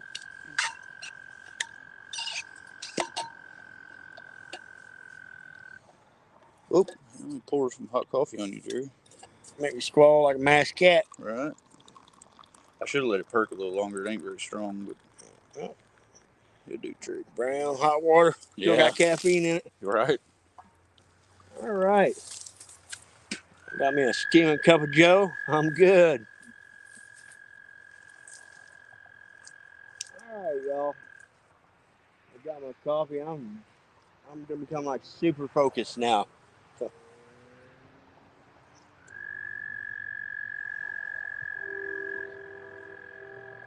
Yeah, guys, like we're sitting, we're not no more than probably anywhere from maybe a foot to maybe 2 foot water, and you're like probably seriously pushing the whole like 2 foot of water.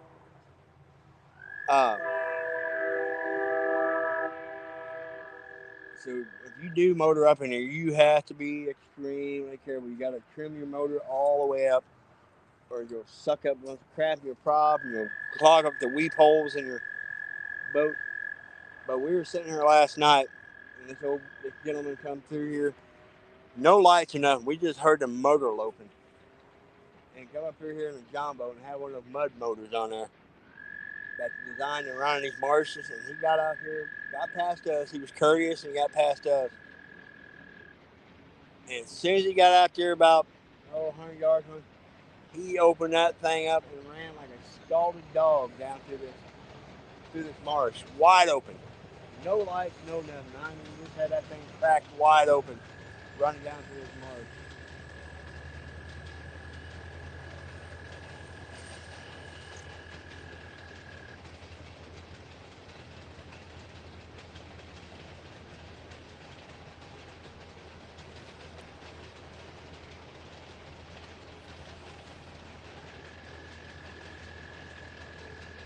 We got a train going by, guys, so it might be a little noisy here for a bit. Hey, we'll get a train bite.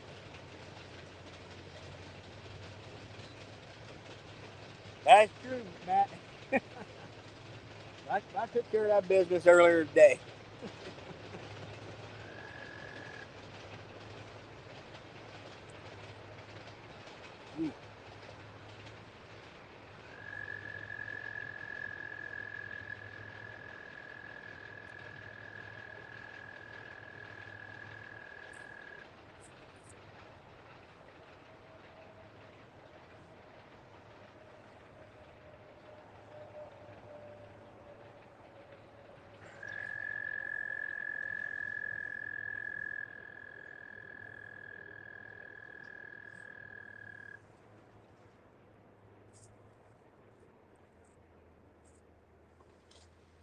God dang, something wrong. You hear that, babe?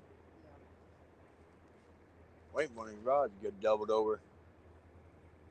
Yeah, like I said, train bite. Yep, train bite. Yeah, we just had something huge roll up out here in front of our rods. I mean, it could be a big old channel cat, it could be a big old carp, but a lot of times in this, like we've been seeing this up here in the shallow water, you'll hear the bite before you ever see it. It'll be a big old blow up in the water, or so one of your rods will just get absolutely smoked. Then a lot of times, I mean, when you deep reel down these fish, they'll come tail walking out of the water.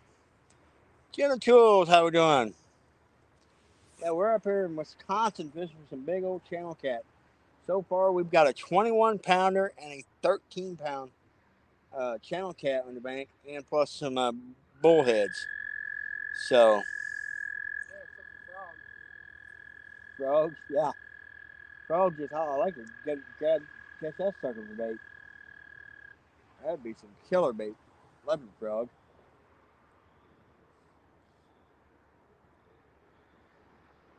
I might have you check your orange one. Because that thing was getting hit like earlier. I'm just worried that you may have stripped the bait off of it. Yeah, go ahead and check it, babe. Because that thing was getting hit pretty aggressively earlier. Yeah, we've been getting a lot of little. Every once in a while, we'll reel in with no bait, and that is probably because, like I said, these bullheads up here, they've got like some insane bite pressure. They'll clamp down on a bait and they just roll and they just rip it right off the hook. If it's not a very tough bait, like especially when you're using these suckers, it doesn't take them much to rip it off the hook. All right, while she is doing that, I am going to actually cut a piece of fresh bait because I know she's going to need fresh bait.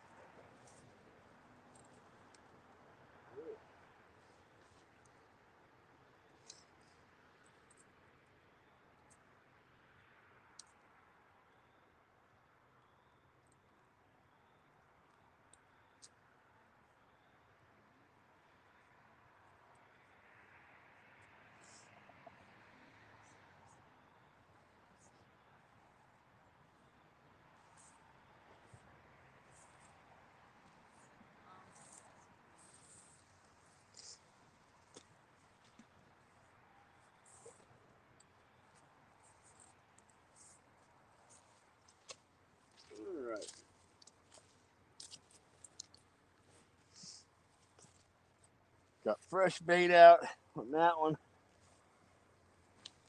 And actually the bait was gone off that one, so gonna hit on two. All right, I thought I seen that out of the corner of my eye, Matt. Thank you. I'm thinking that might be a bullhead too, because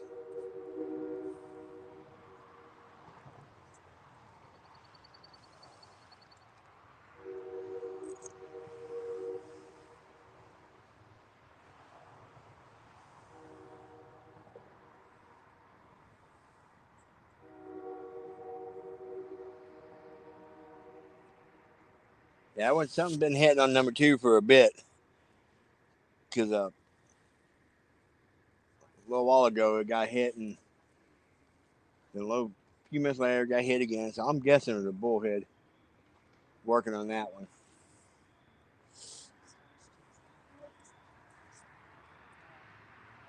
That's the bad thing about these bullheads. Sometimes they'll hook themselves and they don't run. Tell you what, if you was in South Georgia in that marsh, you would be looking out with two red eyeballs. Yeah, well, there's no alligators up here, Hog. That's one good thing. We don't got to worry about alligators. I would not be out here. Yeah, the wife said she would not be out here fishing if. No dang way. Yeah, like me and Richard was out on the boat today talking about, you think like a marsh area like this, there should be snakes everywhere. And I think in the 3 years up, I've only seen one snake. From Louisiana. Greg, thank you for coming in, buddy. Yeah, we're all the way out. We're in Wisconsin. We're from Southeast Missouri. But we make the drive up here. This is our 3rd year coming up here to chase these big old channel cat. And it can be absolutely insane when the bite's on. Which we don't get me wrong, we landed some great fish this past week. But the bite has definitely been a lot slower. It has been than in previous years. That is for sure.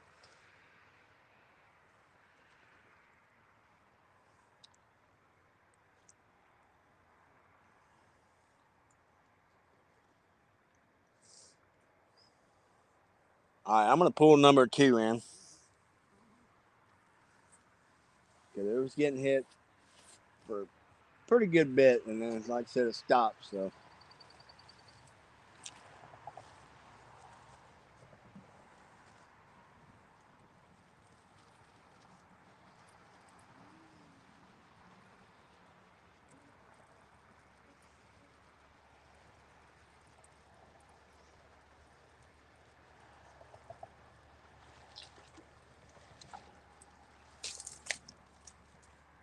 Yep.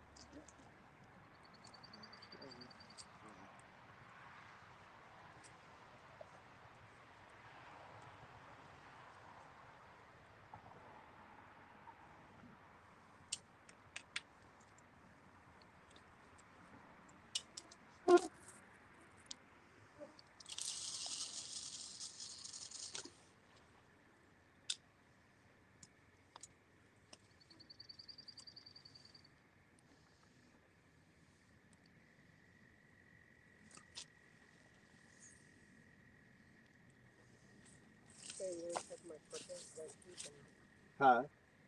we haven't refreshed this one since we've been here. Which that one? The last one. Oh, have it? Okay. That's all I did.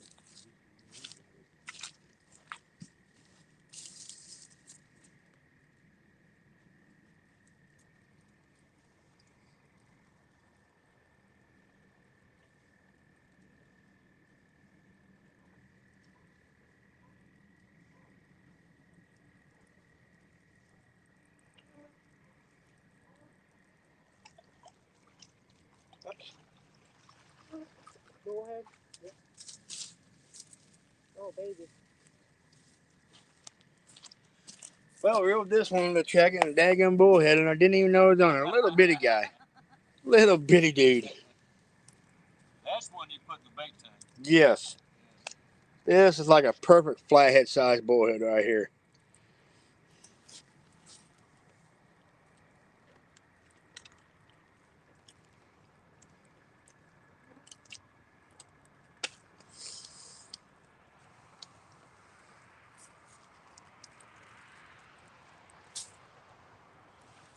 Alright, let me rebait here.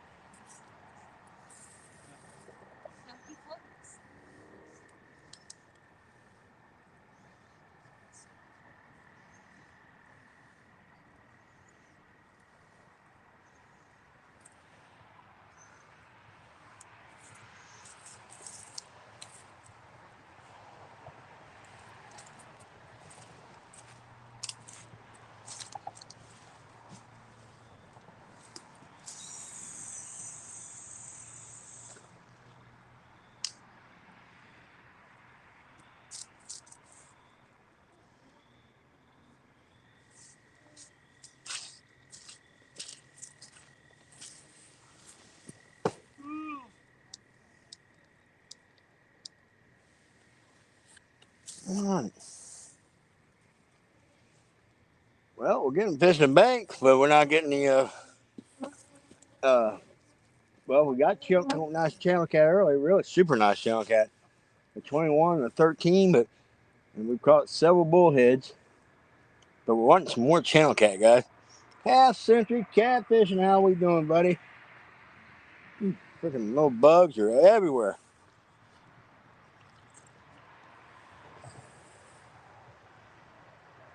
But not been a bad night of fishing. Like I said, we got a 21 and a 13-pound channel on the bank and plus several bullheads, and we've had a couple other takedowns we've missed. So. I think it's 6 bullheads now. Huh? I think it's 6 bullheads now. I can hear you. I think it's 6 bullheads now. 6 bullheads? Well, I was thinking we're up to 6 bullheads now. So.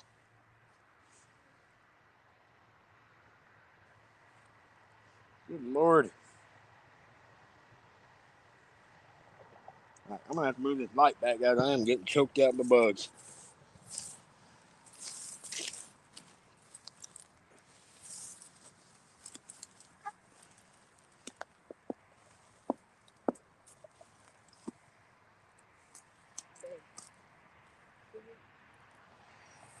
Huh? What you saying?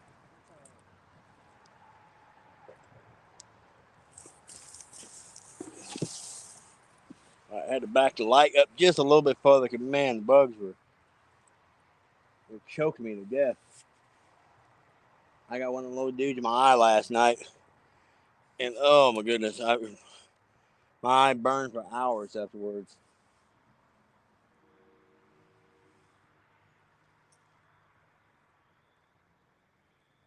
I tell you what, I don't think I'd want to be in this marsh show in another month, though, because the mosquitoes and the black flies would probably absolutely just tear you up.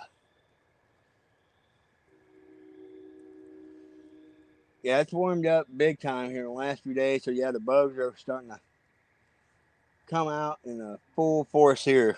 So, yeah, because especially since we're going to be bank fishing next week, we got a Mississippi meet and greet. Got a bunch of folks from the YouTube family coming down to our neck of the woods in southeast Missouri to fish on the river. So I would definitely go all coming. Definitely bring some mosquito repellent, I would say. Dallas, what's going on, buddy? So yeah, I definitely bring some mosquito repellent because especially if we're going to be bank fishing, the mosquitoes could get kind of rough.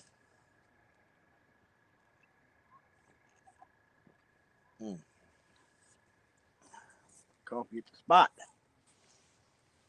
All right, we need a big takedown, guys.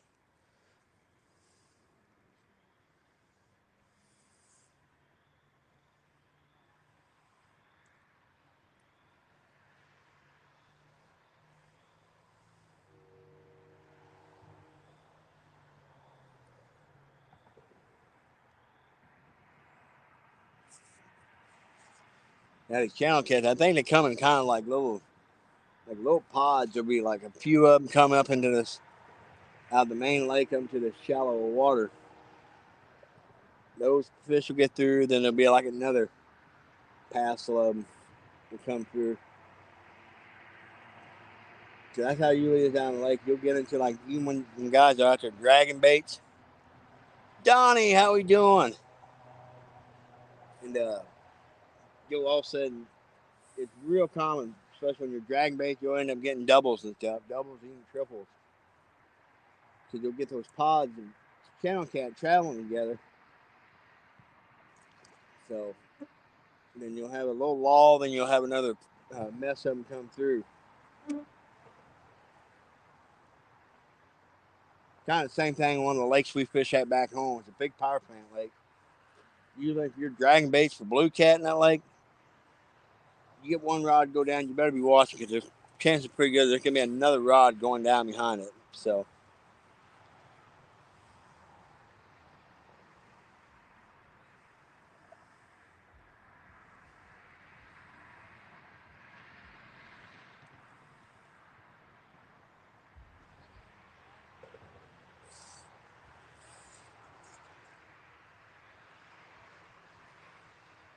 folks, I am not looking forward to the drive home.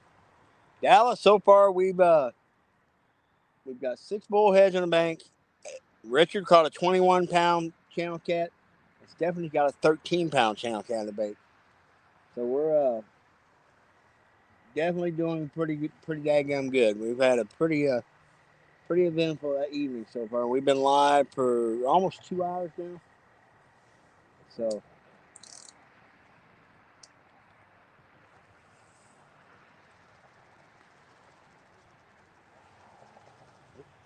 Hey, we clicked the first one.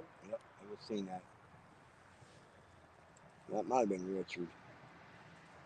Kind of had it thrown up that way. Yeah, I think that was Richard.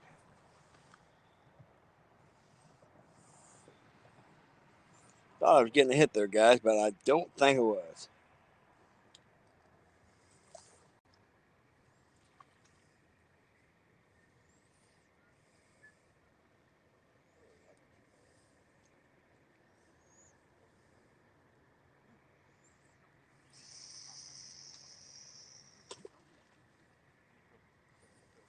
Yeah, like I said, we got the almost a 7-hour drive home, and I am not looking forward to that.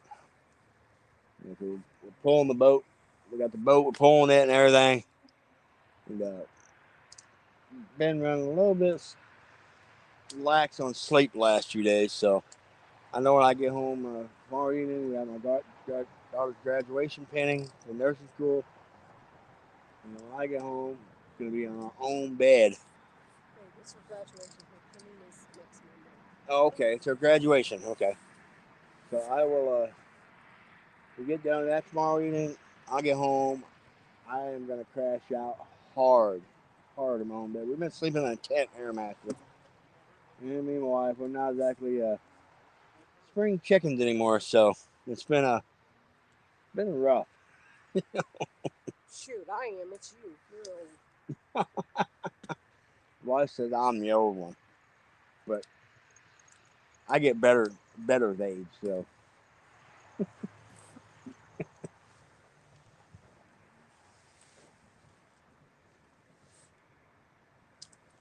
yeah, the first day we had to set camp up in like the drizzling rain.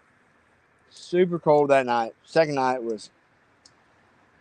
wasn't bad at all. And the last night wasn't real bad. And tonight's definitely not going to be bad because I'm in short sleeves right now and I'm very, very comfortable. But also got quite a bit of sun. Me and Richard both done. We both got a butt ton of sun the last few days. Been out on the boat. And you can feel the heat, a little bit of the heat coming off your body.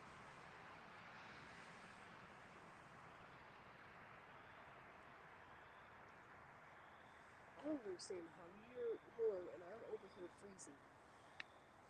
On my hoodie bed. I got this hoodie and a blanket. I hear you need to cover your legs or anything. No, stuff on. It's just gonna make me mad. You could sit there without nothing. Yeah, I've checked out with someone for a while, so she's got a blanket on her. She's freezing. She's delicate. It doesn't help that my feet are soaked. Yeah, this marsh doesn't. It's not forgiving. Like I said, God, it's crazy. Like right where my rods are sitting, it's literally like you can stand on it and bounce, and every one of these rods will start bouncing. It's just like a big undercut, like underneath the bank, and it's just a bunch of cattails and crap stacked on top of each other, and it's just like a big bog of stuff, and it's crazy. It's like almost like a trampoline.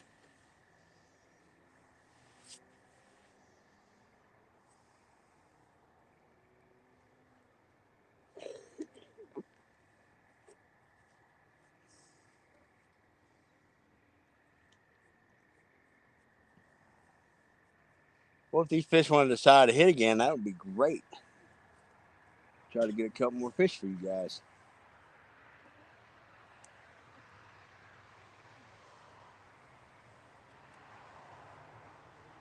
Yeah, we was up here last year. Like I said, me and my wife came up here. Last evening was up. We were like, you know what, let's go fish from the bank. Let's come up here. And we come up here and we were like running like crazy. We ran our butts off for about 2 hours.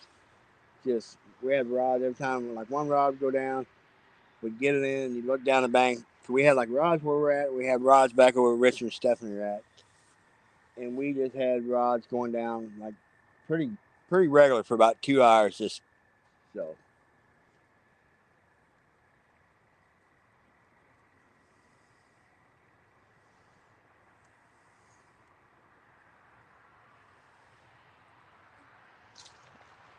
Nope.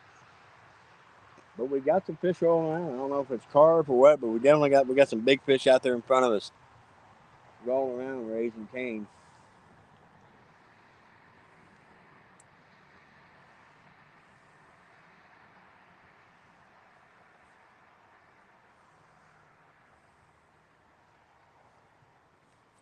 Yeah, there's some absolute giant carp in here mixed in with these channel cat too. We seen one today. It was probably pushing close to 30 pounds, I bet.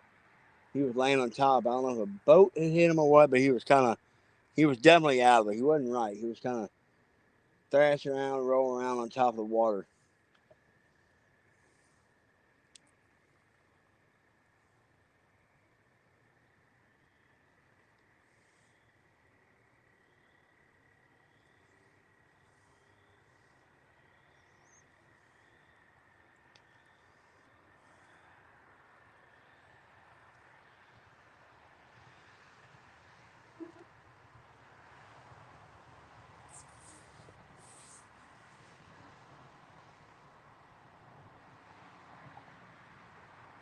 They're going to hand me another water. Never mind. I got a little bit left out here.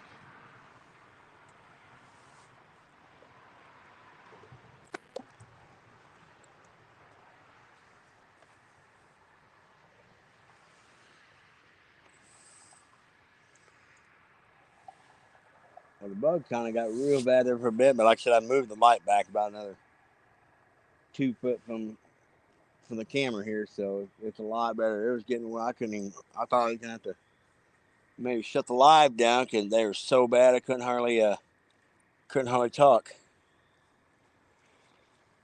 Lyle, you're right. Carp would make some great cat bait. We should have probably stopped and scooped that big old dude up. He was a big old sucker. And we were out there where that Rock Island is out there in the bay, Lyle, in that clear water. And there were some absolute monsters out there just cruising around the island and stuff. And Mark actually called me at one point, and he was out there dragging baits, and he was telling about just huge pods of them out there on top, just eating off the top. A lot of these dang cars, they look like freaking submarines out there, just monsters.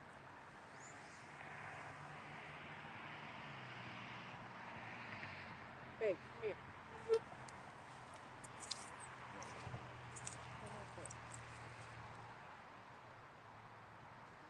It's cold in.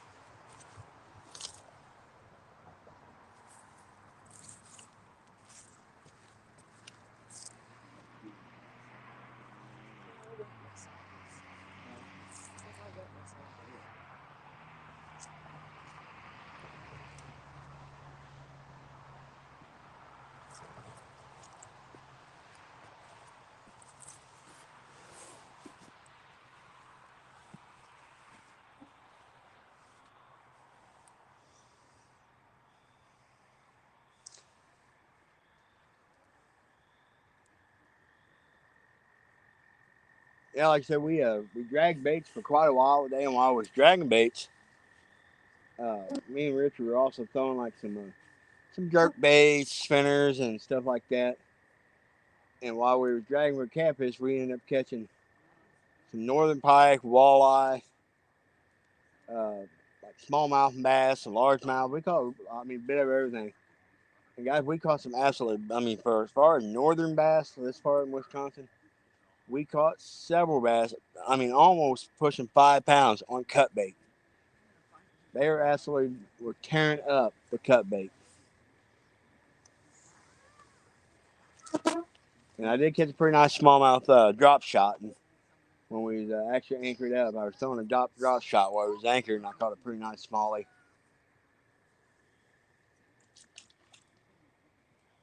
So we definitely got a real nice mixed bag of fish as far as this trip.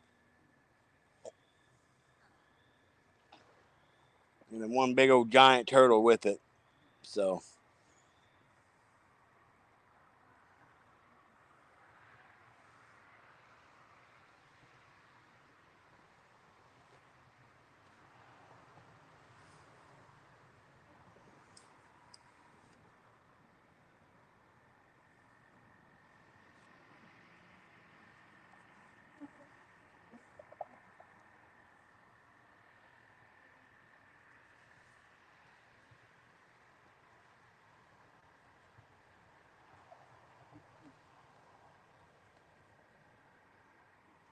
it turned out to be just absolutely beautiful, beautiful evening.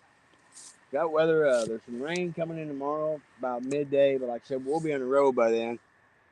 But for the rest of the folks that stand up here, I think it's going to kick these fish in a high gear. I really do. That weather system coming in is going to get these fish cranked up. I think they're going to have some good fishing, especially the first part of the day.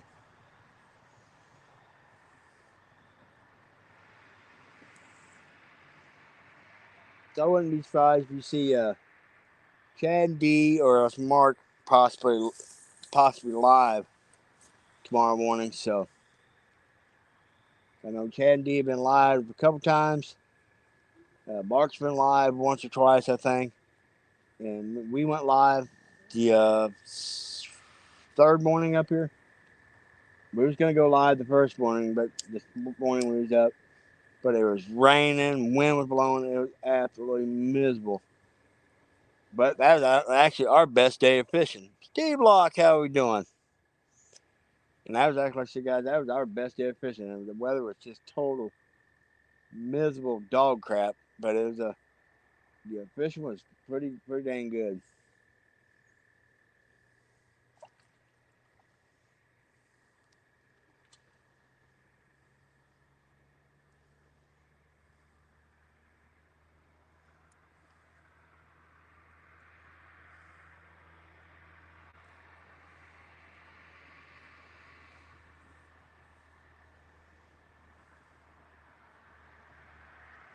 That was having pretty good action there for a bit. Now it seems like it's slowed down, guys. Huh? This one right here. That one? Yeah. Did it get hit hard? Yeah. All right. Well, if I had my back turned, she just went down like twice. Okay. All right, guys. We just had a hit on a third rod. I was actually talking to you folks with the mic just to let me know. So we'll keep an eye on that. I don't have shoes on, so. Huh? I don't have shoes on, so. Okay.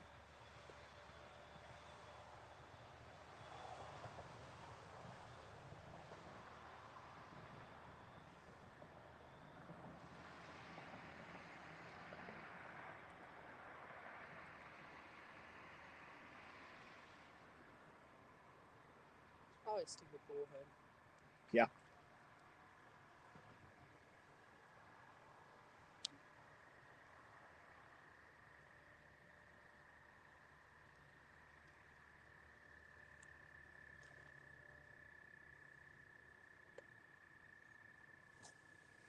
Well, I hit it a couple times. That was it. So we'll have to. We'll kind of keep an eye on that one because, like I said, we've been getting a bunch of bullhead hits too. Like I said, we've up like 6 or 7 bullheads we've caught, besides the 2 real nice channel cats. So That's one thing about getting up in this marsh and it's real shallow water. It's a bullhead paradise. It's shallow, nasty mud. But now I got no problem eating bullheads, but not. I don't think they'd be very good out of this Cherokee area because there's old nasty dark mud and rotten debris there, man. But now you catch them out of a good clear running creek or something. They're up. Abbott, how we doing? Bullheads out of really clean, clear running water. Out of a lake that's clear, that they're out in like open water, clear water. Are really good. Really good.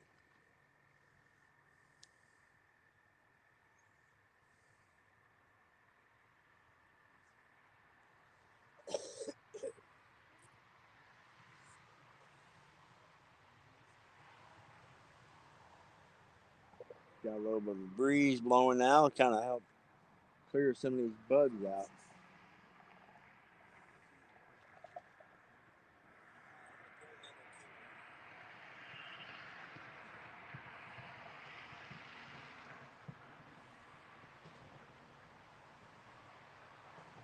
We'll give that rod another several minutes, but if it doesn't get hit again, we'll reel it up and check it because sometimes these bullheads will, especially with these circle hooks, they'll hook themselves in the initial hit and they'll just lay there. They lay there and they won't even move.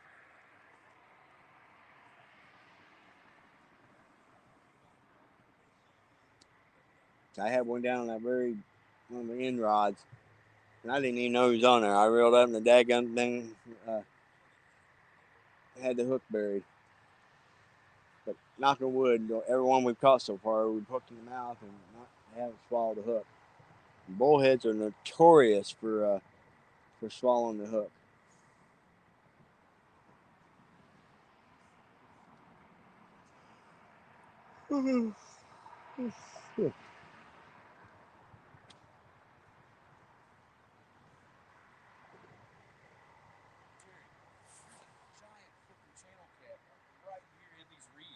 Really? Is he still there? The reeds moving. We snuck up there and turned the light on. Dude, there's probably a 12, 14 pound channel cat just swam up through these reeds. Really? Yeah, there's Rushing the bank. Man, might have to reel in a couple rods tight. Well, Richard was foot off the bank up under these weeds. His back was sticking out of the water.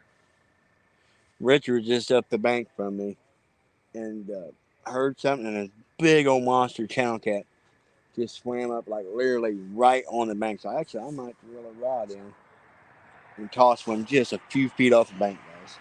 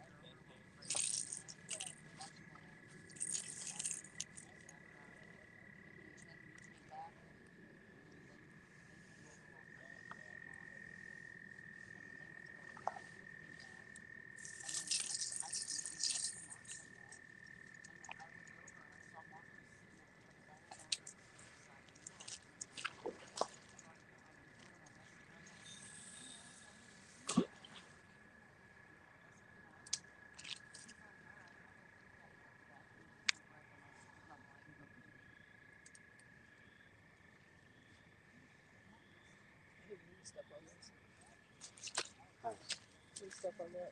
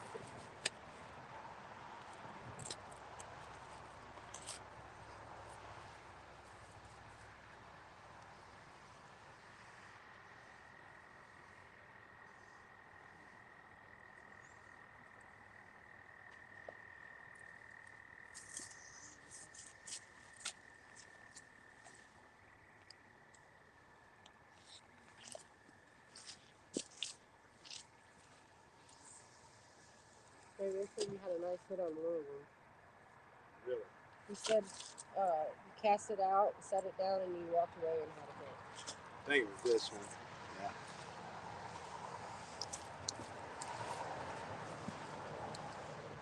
Yeah, I think it was rod number one. I think I seen that in the corner. I don't know. I literally, as soon as it hit the water, it got hit. But we'll keep an eye on it. See if he comes back. I'm actually gonna reel in this one right here. It's got a spook on it, so I need to get it in a little bit deeper water.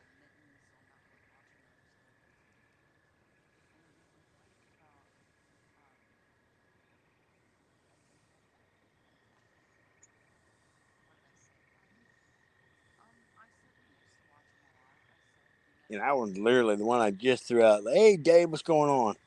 That one's literally probably not even 5 foot off the bank.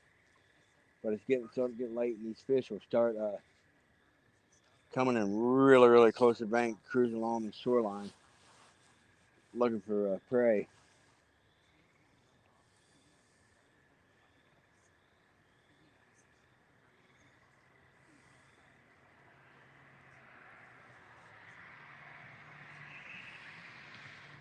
So just threw that one out, that one out. This one I probably need to relocate.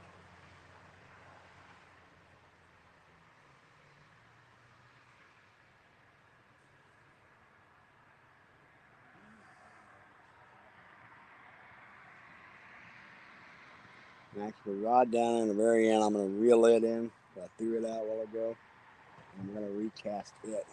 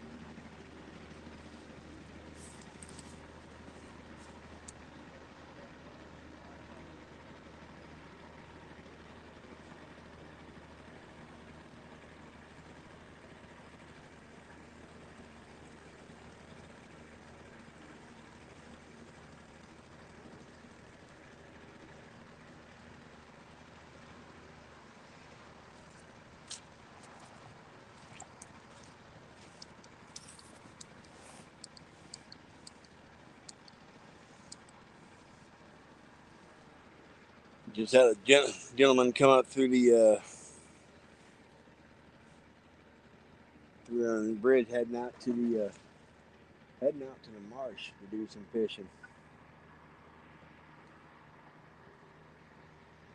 You can definitely tell, like, the locals up here.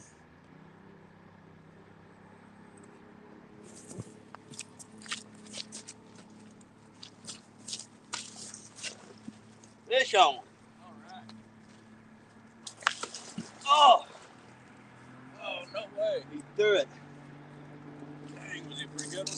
Yeah, he was a real good one. Dang, man. He definitely freaking slocked that. Dang. Dang, that sucks. I come running. I was going to go in after you, man. Yeah, he definitely hammered it. Yeah.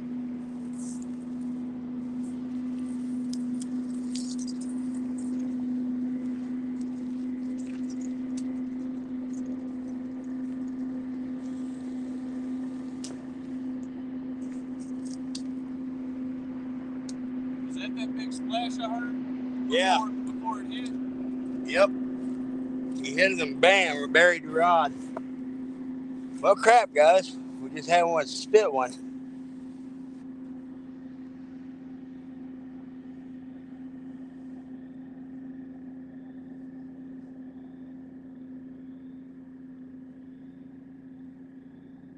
Oh, rod number 2 right here just got.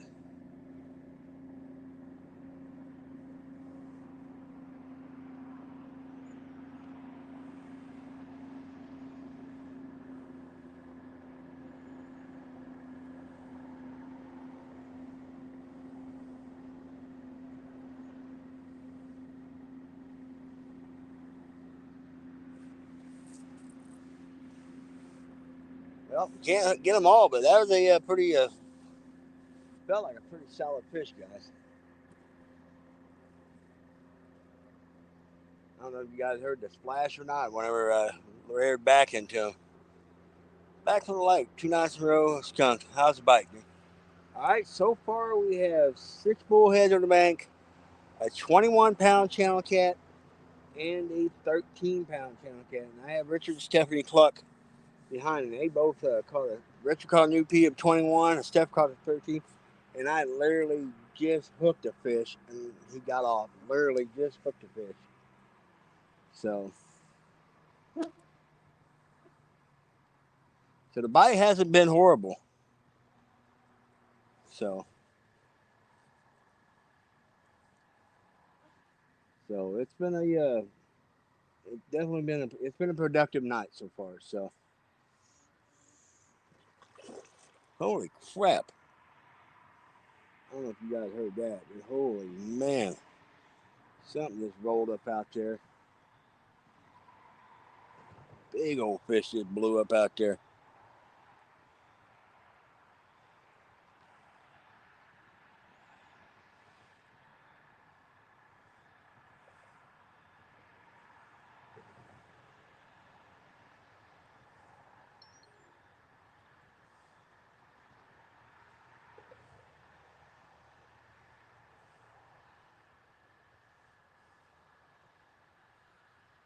All right, we need redemption, guys. We need redemption.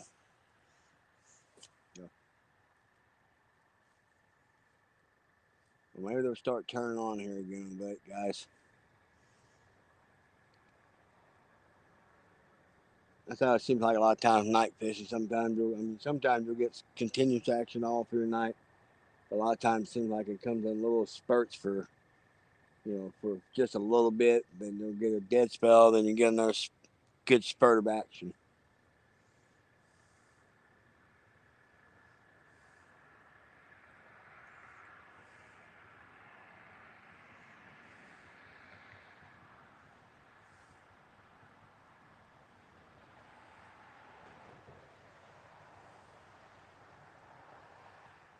Oops. Something's messing with number 2 right here. Line's kind of.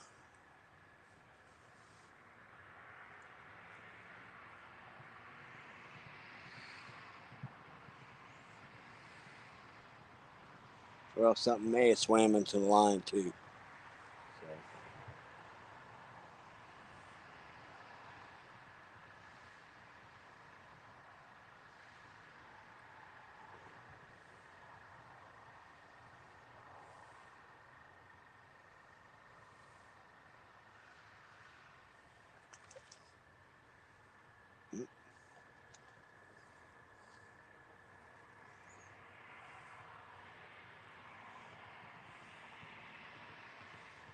except that's some stuff hit my line, guys. I don't know if it's gonna bite or if we got a bunch of carp rolling around out there. Because, like I said, the line keeps kind of bending, but the rod itself is not moving. So.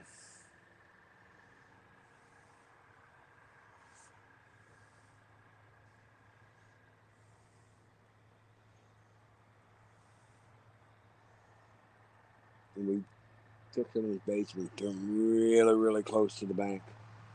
Really close to the bank. Look this line right here, it's jumping on this rod.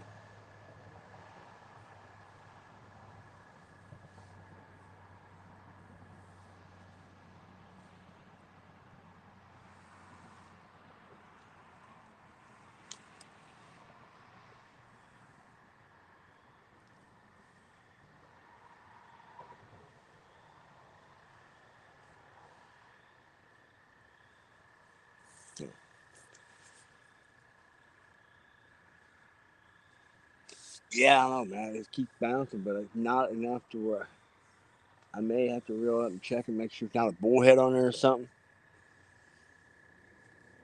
Because rod number one and rod number two have both been kind of bouncing around, so I don't know if it's like I said, there's a bunch of carp. I don't know if it's carp or catfish out to roll around. So, love fishing is not even close to summer heat here. But 73 at 9, 50 grams. So I'm forced to fish at night. Yeah, sometimes when it starts getting them scorching 100 degree days, it is definitely better to fish at night. That's for sure. The bite's a lot better, and plus it's a lot more comfortable. There's been times I know I've had to. I started fishing at night just because it was just so unbearable during the day.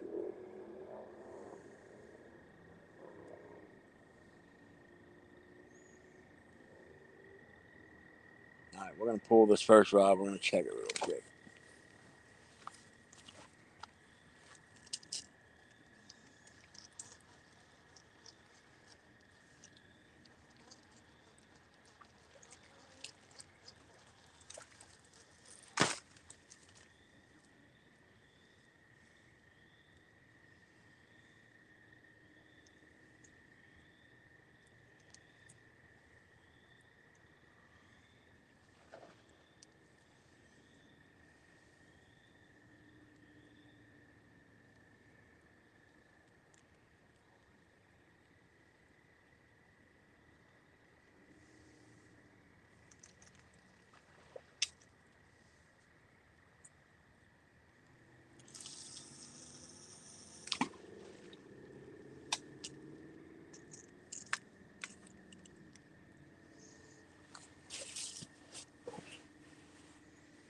All right.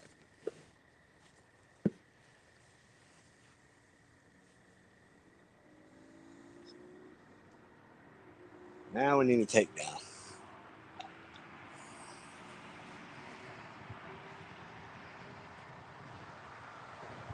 Well, and plus I love night fishing back home because like most of the spots I fish, guys, are like in the middle, like nowhere, and I just enjoy the fact of getting out there. I mean, it's dead calm, quiet, it's so peaceful, and there's something that adds an excitement to it at night too. Whenever you get a big old massive takedown at night, and especially if you're fishing solo, which I do a lot, and it gets down like crazy sometimes.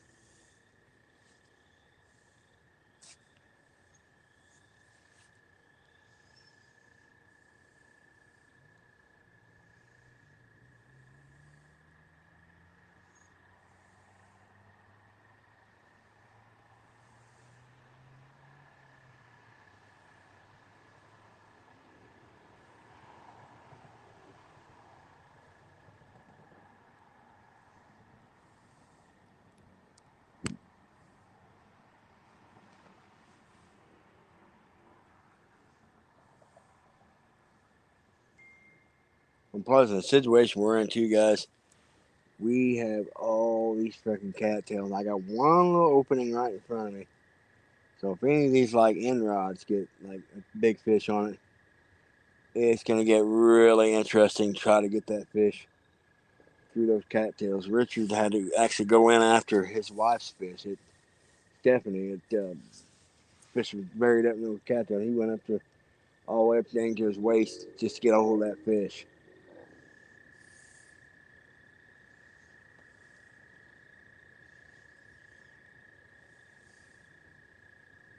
Part of what makes it fun, though.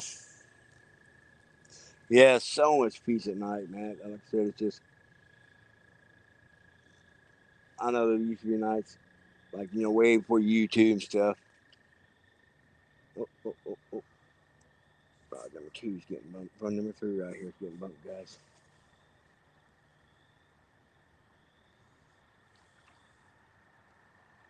And be fishing.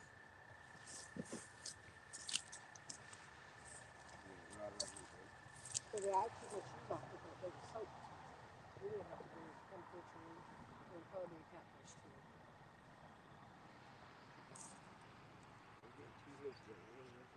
Especially if you bring me a pole out and get it in moving.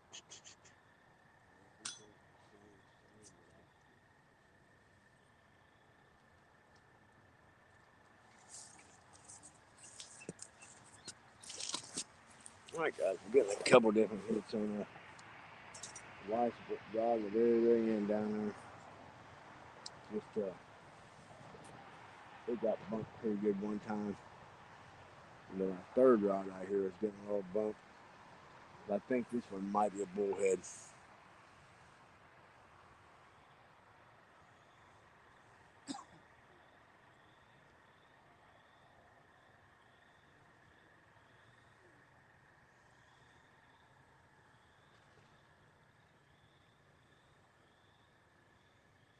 Yeah, like I said, there have been times at night I'd be fishing, and I would literally like shut my lantern off, like especially if I could somewhat see, and just sit there in pitch black out on a wing dyke or something in the river, just enjoying and listening to the night sounds.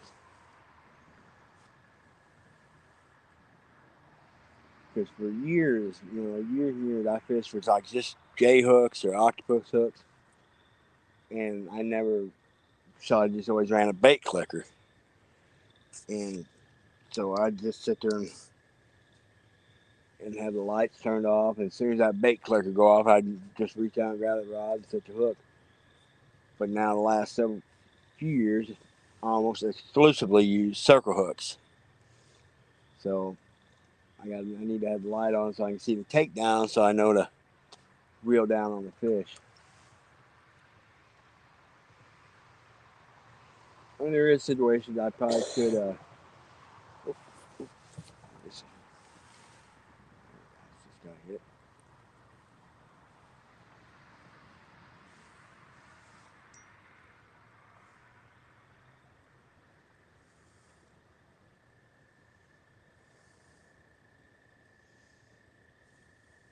Still chewing on it.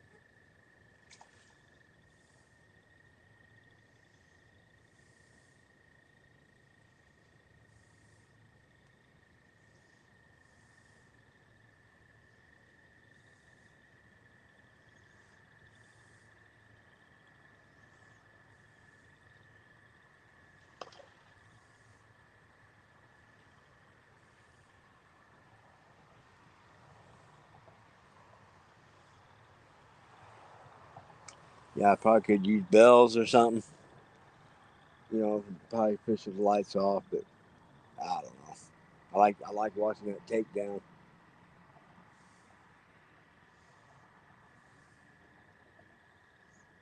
Yeah, something's working on number 2 for sure. But that thing got hit, got a little smack, and the line's still bouncing yet.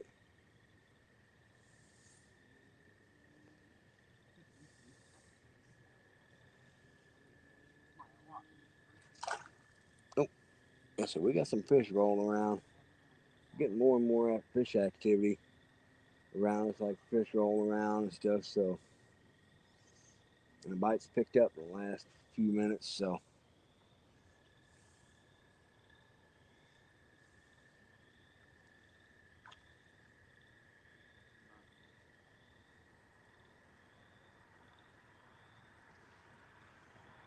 Could be a bullhead, the way it's acting. Chucky, how we doing, buddy? How we doing?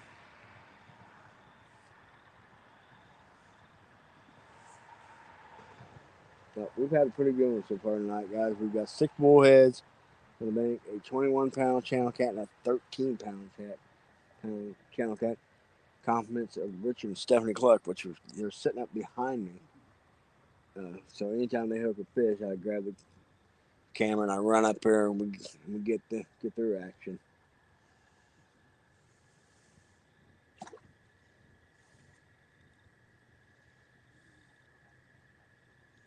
Now, Richard was just sitting up here a little bit ago, and he had a big old monster channel cat just come like swimming right through the cattails in front of him. Yeah, these fish are coming in tight to the bank, feeding, so I actually short chunked up a couple rods real tight to the bank, and those have actually been the ones getting hit. I hope so, Matt. It would be nice, but it's sure acting like a bullhead the way it's fooling around.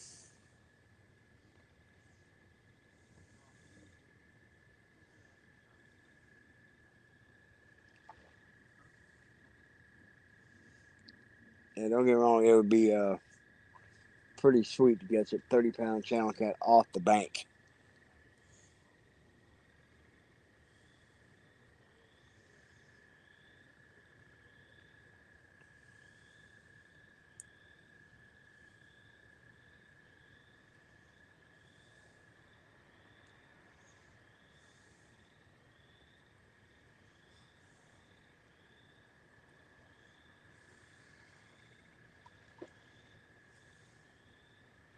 Did you get your battery charger?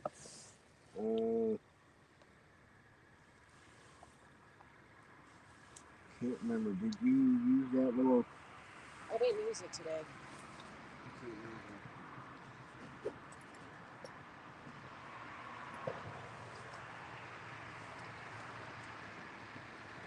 can't remember. Shoot, book one. That's fine.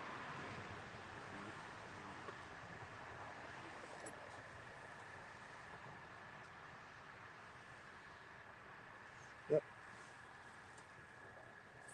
Is it dead? Oh. Nope.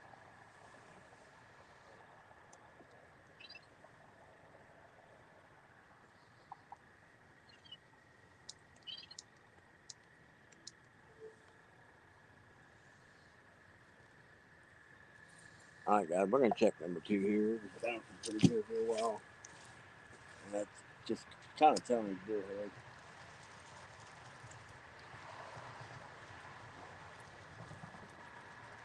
They can't catch anything. Can we go by one? What time is it? 12? Yep. Use that. I think we might have a bullhead, guys.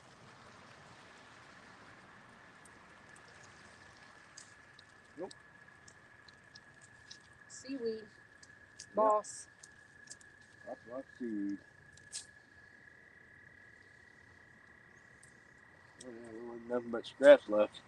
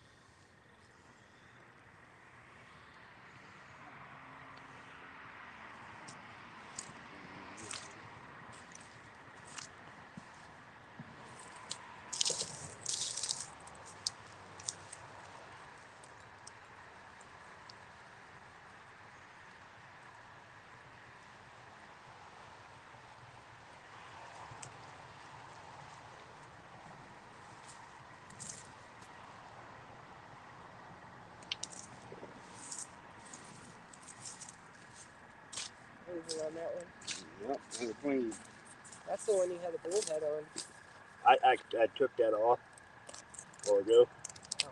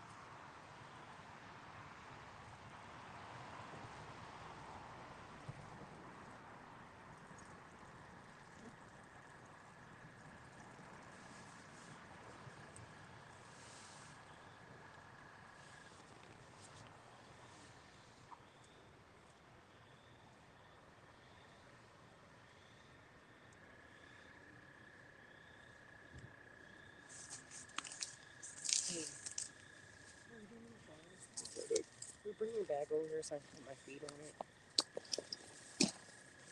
Oops. Oh. All right. Got a rod down there and it was cleaned off, so I got fresh bait back on it. And number 2 rod, it was all bait was like mango, nothing on it. But more like it's about with a freaking bullhead.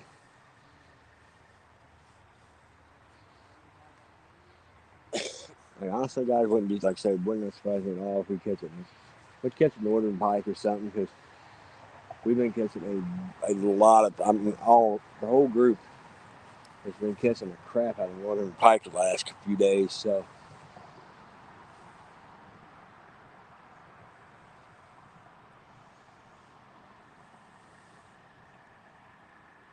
And we've been catching either anchored and dragon baits. So.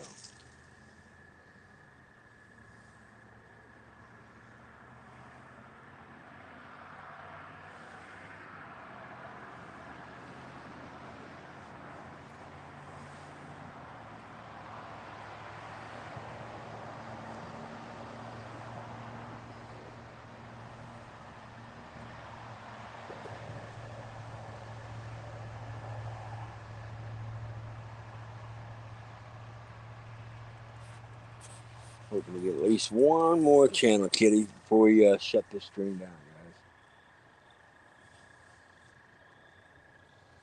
guys. So we gotta get back to camp yet. Definitely gotta take a shower.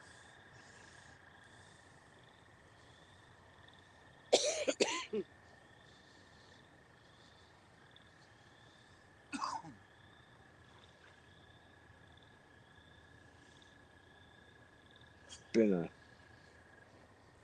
hard few days of fishing, guys. We've been fishing our butts off these last few days and loving every minute of it. Though it's definitely been the slowest Mendota trip by far for me. I mean, for everybody actually. I mean, don't get me wrong, everybody's catching fish, but there's nothing like it has been the last 2 years we've been up here. Where we were just absolutely slaying fish left and right. It's been low. I think we came up a little early. This is the earliest we've come up in the last 3 years. So I think we may have been just the two's getting bumped. Maybe just a touch early to catch these fish start coming up shallow. But I bet in the next few days, but the rest of the game It's staying for the next like couple more, 2-3 more days. And I'm betting they're gonna have some really killer fishing here in the next couple days.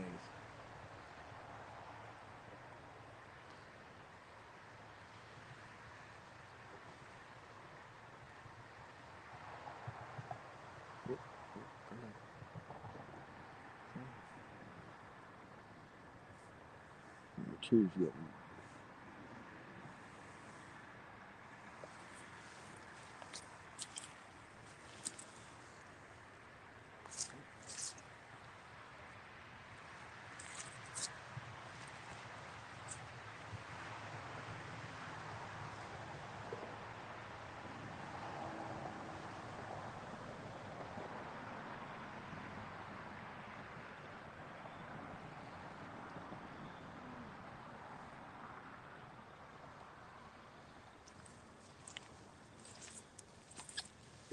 Getting by number 2 answer, guys.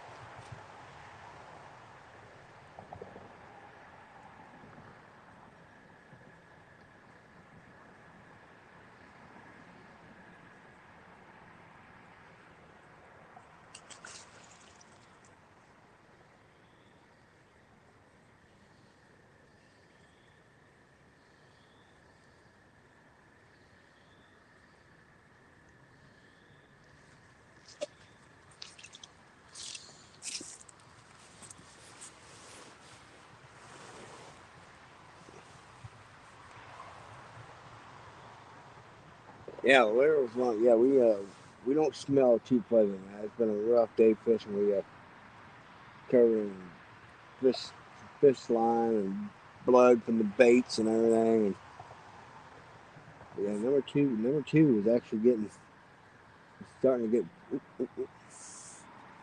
One just got hit. So we got 3 rods getting worked on right now, but none of them is like really committing.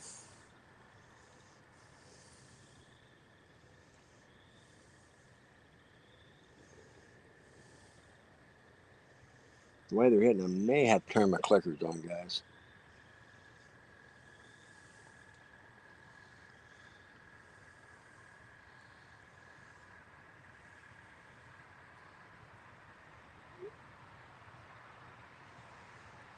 So they're not hitting it like super good. Now that one fish I did lose, he hit it pretty daggone good, but this fish are not like absolutely just smashing the bait. So we may pull as we pull these 3 in. And I recast them. May put them at a different angle in the rod holders. May set the clicker. That's when we was down in the lake, when we was anchored up, I actually had 1 rod. Mr. Duggar, how we doing, buddy? I was setting the clicker, and man, actually had some drag scorching runs.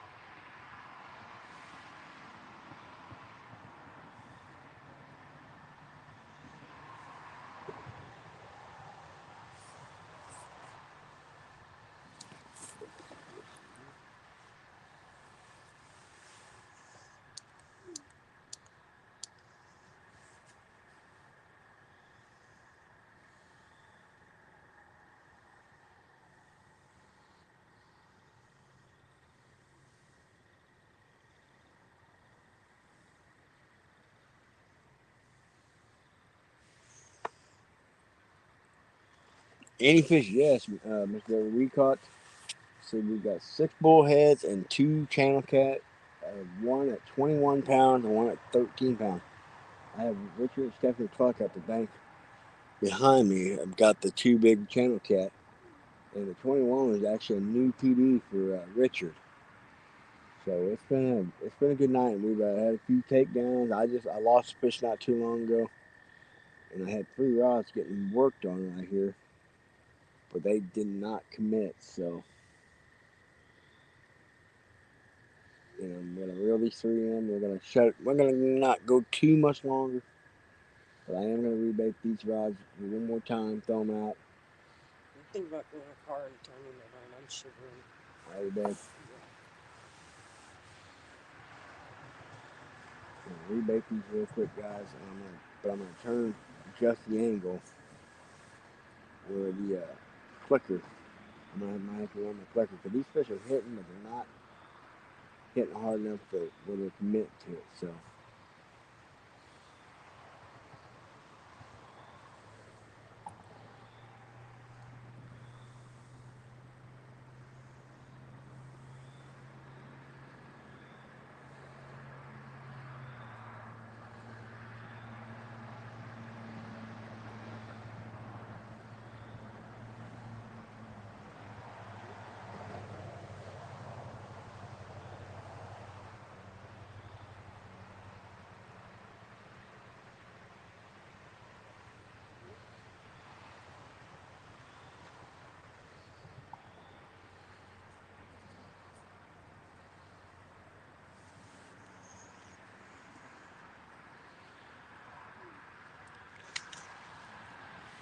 hair whipping.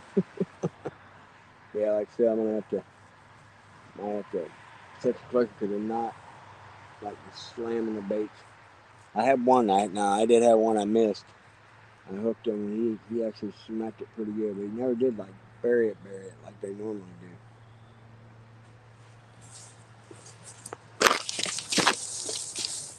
Okay.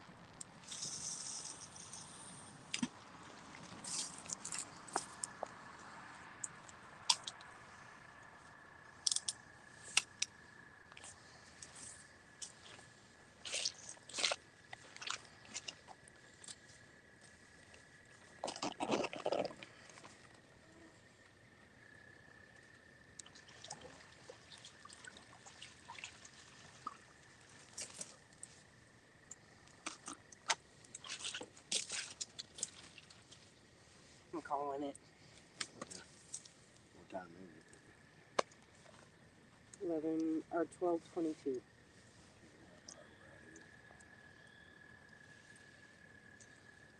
Tell Richard and Stephanie to go by.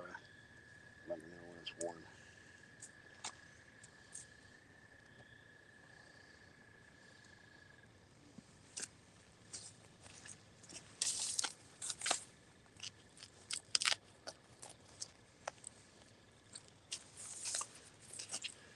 Okay, we're getting some fresh bait on here. Gonna give it a half hour, then we're out of here.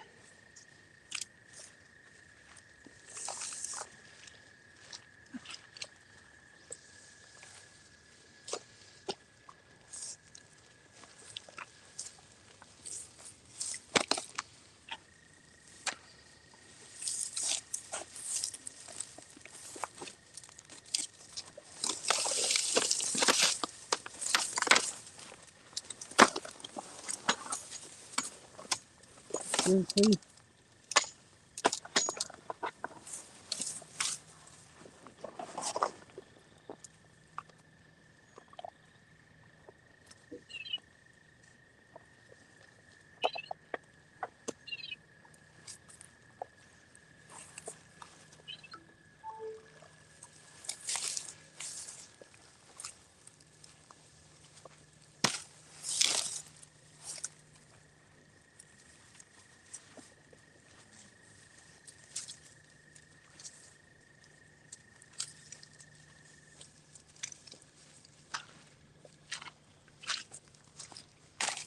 It's been fun, but I'm done. Are you going to sip a warm cup? Yep, I'm starting that truck and turning the heat on full blast. I had to take my shoes off.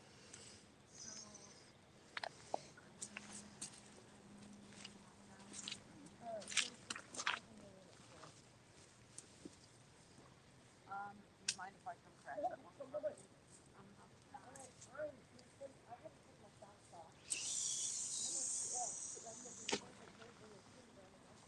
My shoes are soaked. Yeah. Here.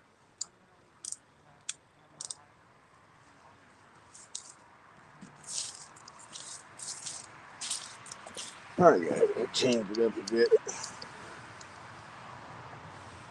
Yeah, put clickers on. So, Rand Bait and Tackle, how you doing? All right, we got it changed up here a little bit. We set some clickers on our reels because they've been hitting, but they're not absolutely freaking destroying the bait. So maybe they'll grab it and they'll run with it. We had one real good hit, and actually Yep. I'm gonna freshen the bait. We got 30 minutes. Yep. I'm gonna freshen up them last four. All right, thanks, sir. You done? Yep. Done with it? I'm good.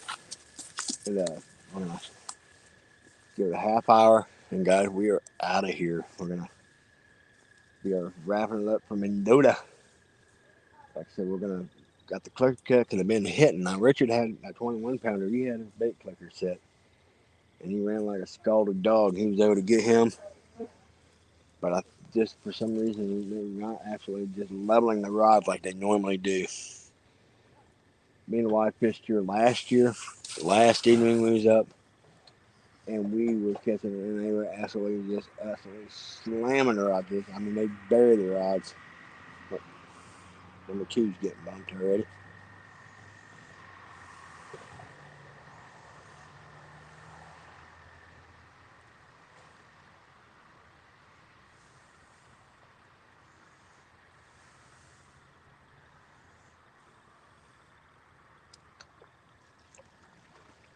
I think a lot of the guys is bullheads. Yes, this is my last day here, Size Matter. Uh, the rest of a lot of like Mark, he'll be here tomorrow yet. Uh, Betty, Jean, Brandon, they'll be here. Chad and Dee will be here yet. Chris and Freddie, they'll still be here. But my oldest girl is graduating from nursing school tomorrow evening. So I am going to gotta make the 6.5 hour, 7 hour drive home to make sure I'm there for her graduation.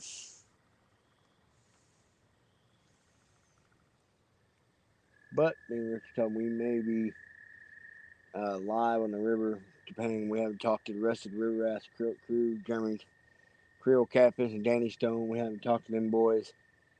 I know Saturday though. I know Danny has the Panfish 500 wherever he's fishing for Palmetto's channel. So I'm not sure if we'll be even doing a river rat show this coming weekend or not. But now next weekend we are doing a Mississippi River meet and greet. Number two's getting in. That's acting an awful lot like a bullhead though. And we were doing a Mississippi River meet and greet. Chad D. Fields will be down from Fields of Water. And we will have Wannabe Outdoors will be there. I believe Chris and Telly are going to be there from Hooks and Hammocks. Let's see who all else. We got Richard and Stephanie Clark will be there for Fishing Freedom. Myself, Dan Stone Outdoors. And I forgot who else. Maybe Cindy and Van will be there. So it's going to be a nice little deal. But I know we could be facing some tough river conditions. Me and Richard were looking at the advanced. Come on.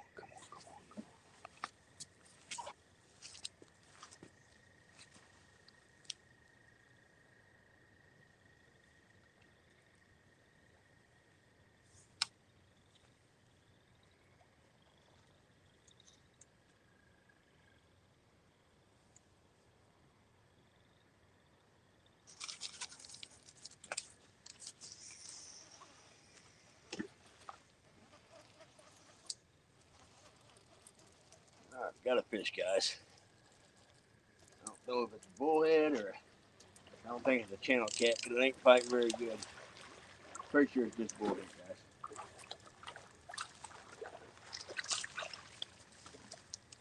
Yeah, big old bullhead, guys. Yeah, that joker wasn't hitting it hard enough to be one of these channel cat.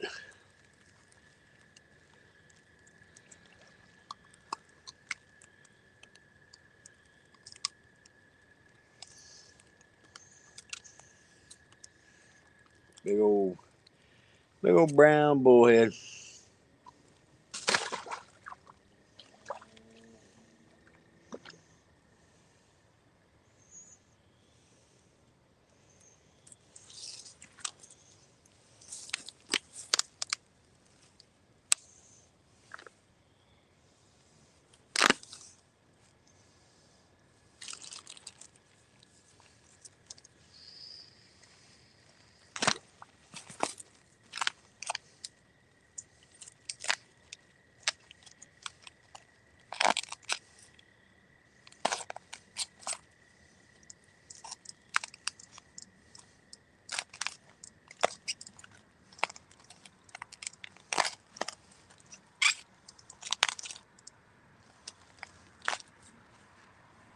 All right.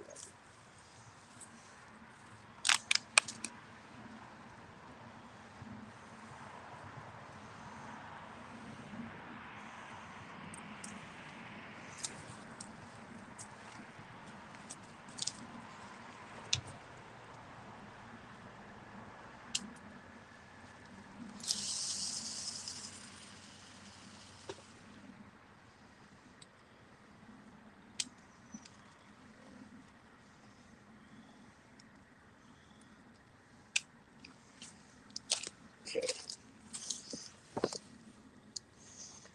Another bullhead, guys. Calm bunch. See how we doing. Yeah, Matt, definitely. If it rains this week pretty good, that will definitely. But we need the rain like up north here, so to get the river. But yeah, I would like at least to see it stabilize and not. We're looking at the graph, and it looks like by next week, and it's just gonna be nose diving. But I'm hoping we'll at least. And it's still, I mean, the river's still really high for down there. So something big just blew up in front of us.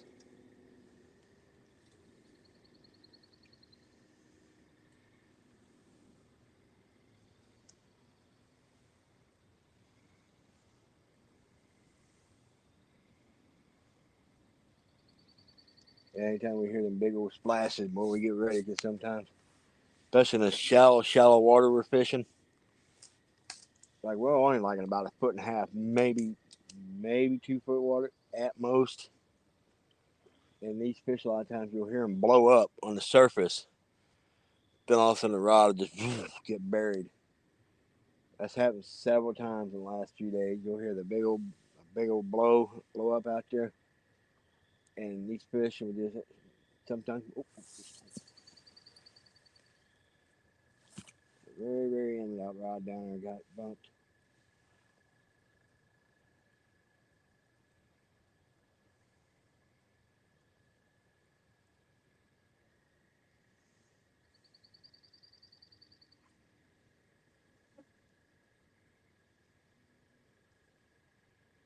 Just bumped it one time, and that was it.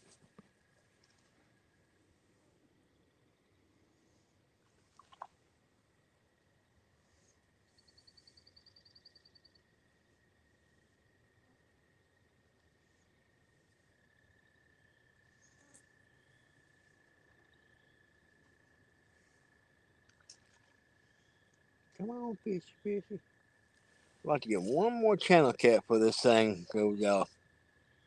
Before we end this live. So we're gonna go.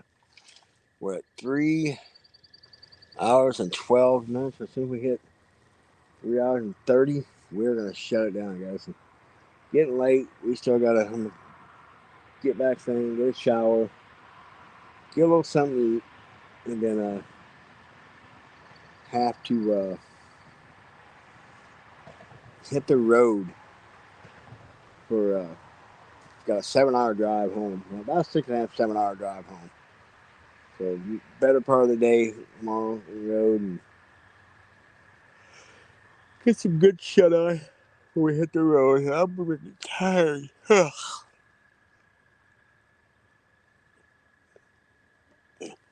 the wife she was freezing, so she had the tap.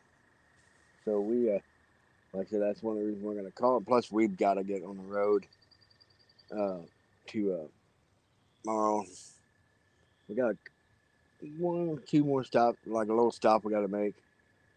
But yeah, it'll be a long day tomorrow. Like I said, we get home. We got my daughter's graduation. But I ain't gonna lie, it will be nice to get home tomorrow evening and sleep in my own bed. Not exactly a spring chicken anymore in the tent peg. Has been rough, guys. It has been rough sleeping in the tent. Used to do it all the time. You know, but man, like I said, it's just get older, not as comfortable.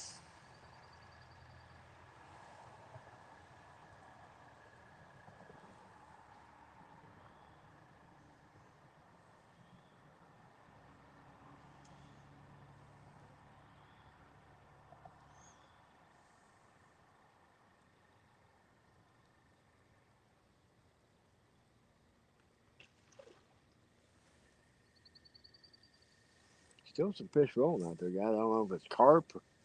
I'm gonna guess it's carp because this back, like I said, this back marsh is absolutely, I mean, infested with these giant carp. They're everywhere. You get up in the main lake itself, it's really the water's super. I mean, gin clear up in the main lake. And we was in a boat today, and we got up around this island. And I mean, there was just big old giant carp, just swimming everywhere around us. Then you get up here, back here, they're starting to spawn, so there's carp just thrashing and raising cane everywhere out here. But it's not near as intense. Like I said, we're about 2 weeks earlier than we normally come. And normally when we get up here, I mean, they're everywhere. I mean, they're just spawning carp, rolling, thrashing everywhere. And I think these channel cat are up here eating gorging themselves on carp eggs too.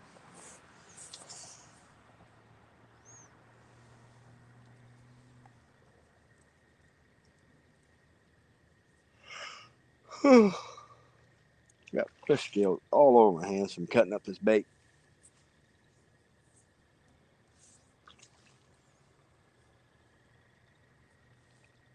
I'm sure you guys have, a lot of you guys that catfish and been on the river or something fishing. You'll be casting it for shad or else cutting up bait, and you'll get a scale or something land on your skin, and you'll get like a freaking suntan all the way around the scale except for where that scale, and you have a like white spot in your arm or something.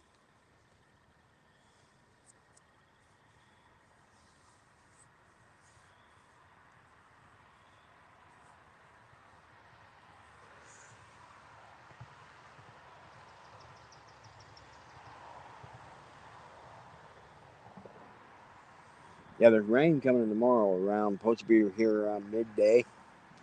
So,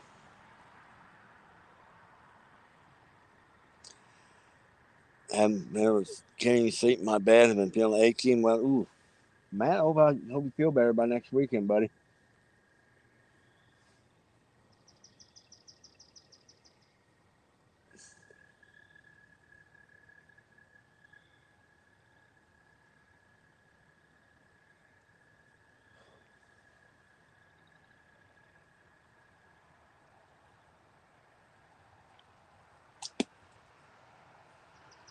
Yeah, it was kind of nice to get up here. The river has been an absolute mess at home uh, for about the last month due to flooding conditions and just crazy fluctuating water levels.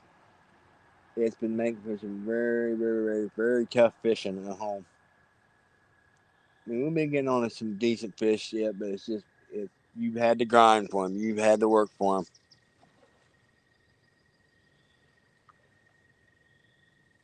Okay, Matt, good deal. Good deal, buddy.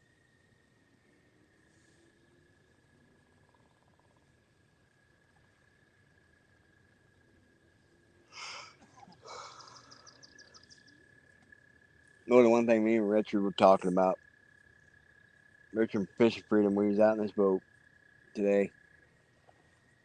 In the back end of this bay, and here we're at, and even out in the bay, we're fishing the main lake. It's literally, there's no structure, none.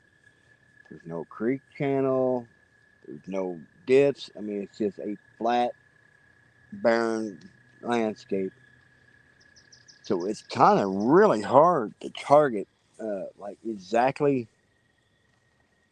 where these fish are gonna be. You don't have like something to key in on, like a ledge or a pile of rocks, or like I said, creek channel, ledges, any type of deformity in the bottom. It's all just flat. So it's very frustrating trying to, especially when the fishing's tough, trying to key in on these fish. It's all just pretty much, it varies by maybe a foot or two of water. So it's, when these fish are not like crazy, crazy active and you're trying to like hunt them down, it's a bit frustrating. It's not like, right down, it got popped.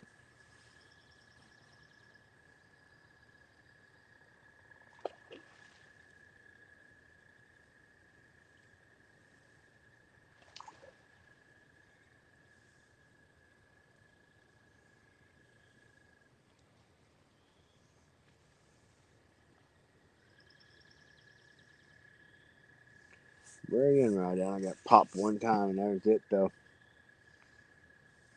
I got hit earlier too, so I'm kind of thinking bullhead.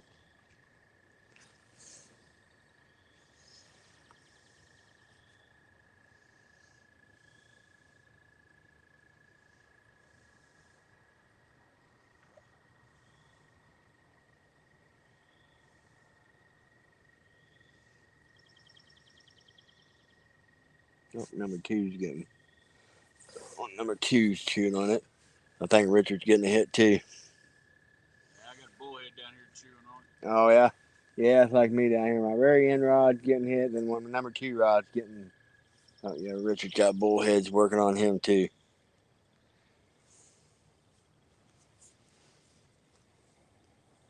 Yeah, this marsh is absolutely infested with these bullheads. They're great for a flathead fisherman, to be able to come up here and get some bullheads for bait. Especially if you're gonna go fish like the Wisconsin River or something for these some big old channy cat and I'm not sorry, flatheads. I mean, I don't see if a guy came up for like say chicken livers and not targeting these big channels, you could probably tear these bullheads up on something like chicken livers or something.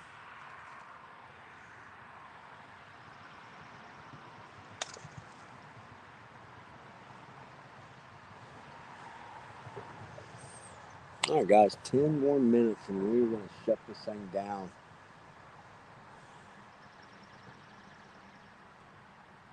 It's been great hanging out with y'all, and we're kind of counting this as a episode of the River Rats.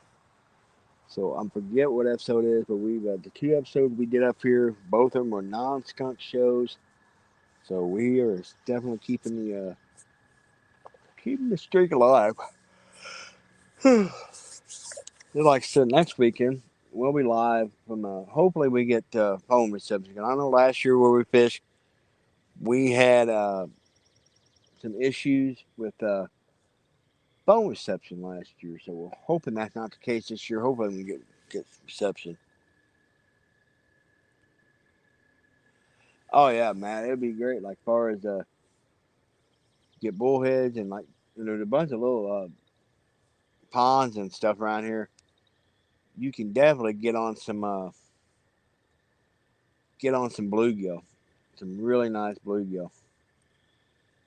I caught me and Richard caught a couple there by the campsite. I mean, they were big old dude, like hand-sized bluegill, and big old huge goggle eyes. But there's a chain to this Mendota Lake is a series of chain lakes, and like you got Lake Mahona, which is the next lake, and Mark from Catfish and Crappie actually fished this lake. Oh, I guess a few weeks ago for crappie, and he actually caught a nice lumber crappie and a really nice northern pike out of there. So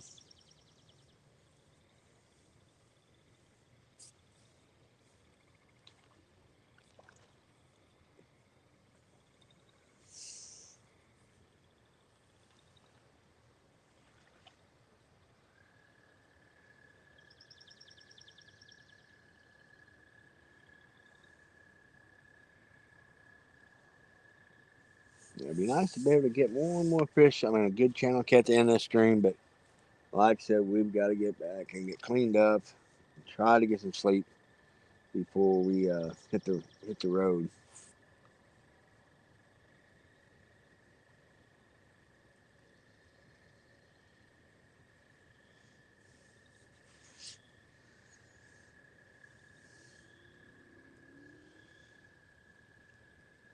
As soon as I set the clickers, no, they don't want to hit now. They were hitting there pretty. We was getting quite a few hits there for a bit. But like that's what I was saying earlier, these things will go in spurts. You'll get to a little flurry of activity for a few minutes, and it'll be a dead spell. Then you'll get another flurry of activity.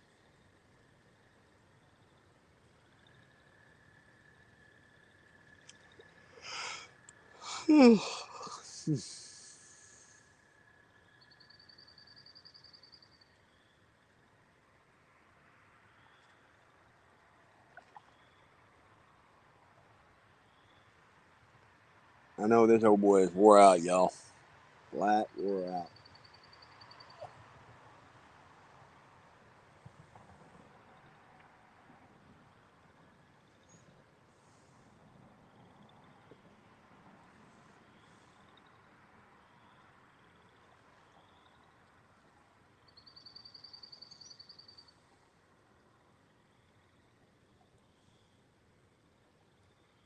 It's been good hanging out with everybody, though. Like I said, hopefully we're going to get on. Adam, we ran out of suckers. We ran out of suckers, and we have been using some bluegill and some other stuff. But yeah, that's where we were running mostly for most of the trip. That's why I caught the biggest majority of my fish on was fresh cut suckers. Like I said, we ran out and we was gonna buy some more today, but we got to leave tomorrow morning to head back to Missouri, so we didn't buy any more. So we're all out of sucker. We're running nothing but bluegill right now. So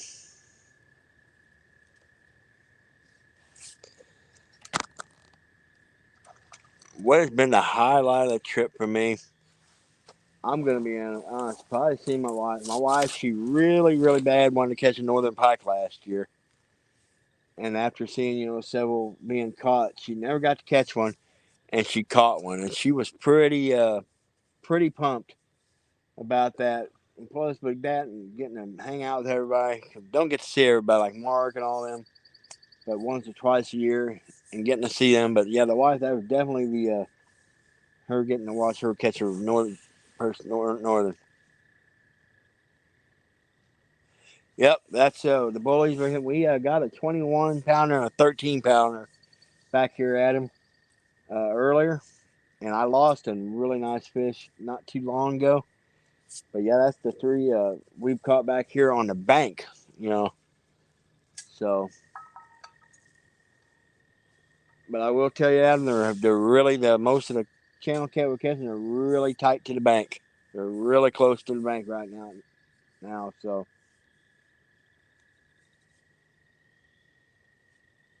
And I'm talking like 5-10 foot off the bank. That's it. Cause Richard's actually sitting up behind me. He was in the. He's got some cattails like in an open spot, and he had a big old monster channel cat come swimming through them cattails, literally not even 2 foot off the bank. But I mean, it's typical feeding behavior though. Whenever these fish are up shallow like this, I mean, they'll be right along the banks looking for prey. So actually, I mean, honestly, it's not that surprising.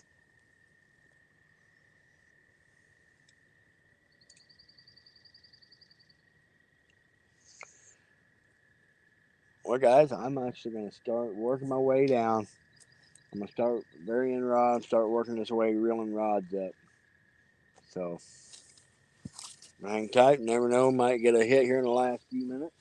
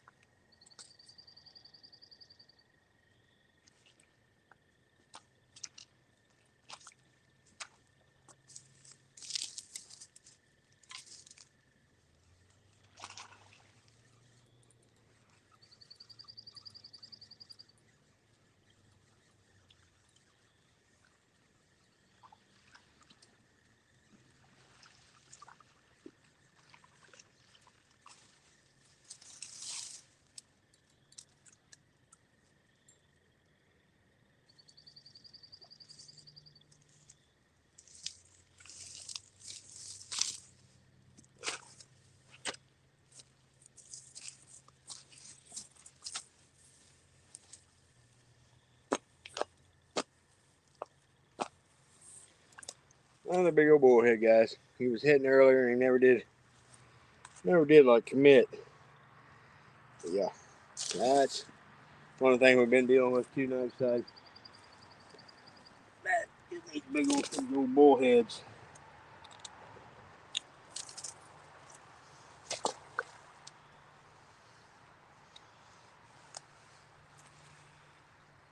I love the bank rather than the fish for the banked in a boat. Most times, yes. Like I said, I just bought me a weld craft, and I'm in the process of getting it set up for river. But I'll be honest, I'll still do quite a bit of fishing from the bank. Thank you, Donnie. Thank you. Yes, sir. Get these rods reeled in here.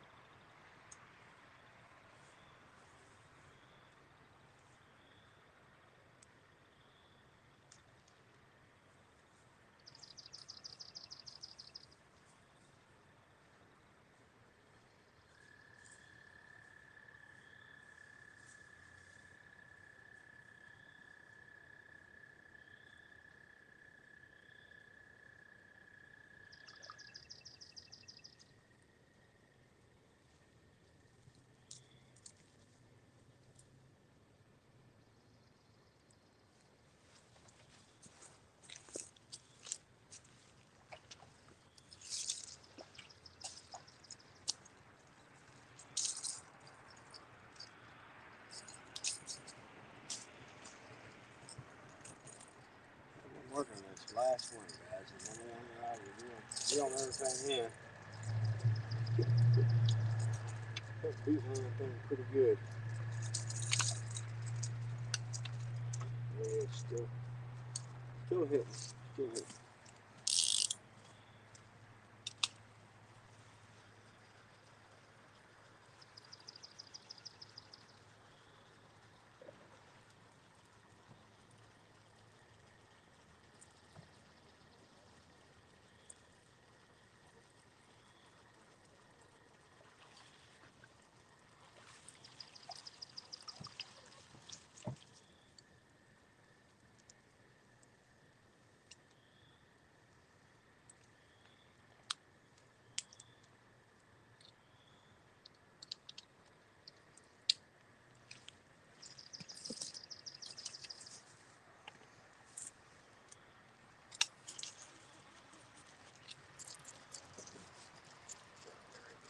I ain't got another bullhead, guys. Yeah. Yep. Oh, another daggone bullhead, guys. Well, that's a good way to end the stream right there, guys. So we are gonna shut down. Thank you all for coming in and hanging out with us. And keep an eye out for us if we're not live this coming weekend for the River Rats. We will definitely 100% be live the following weekend.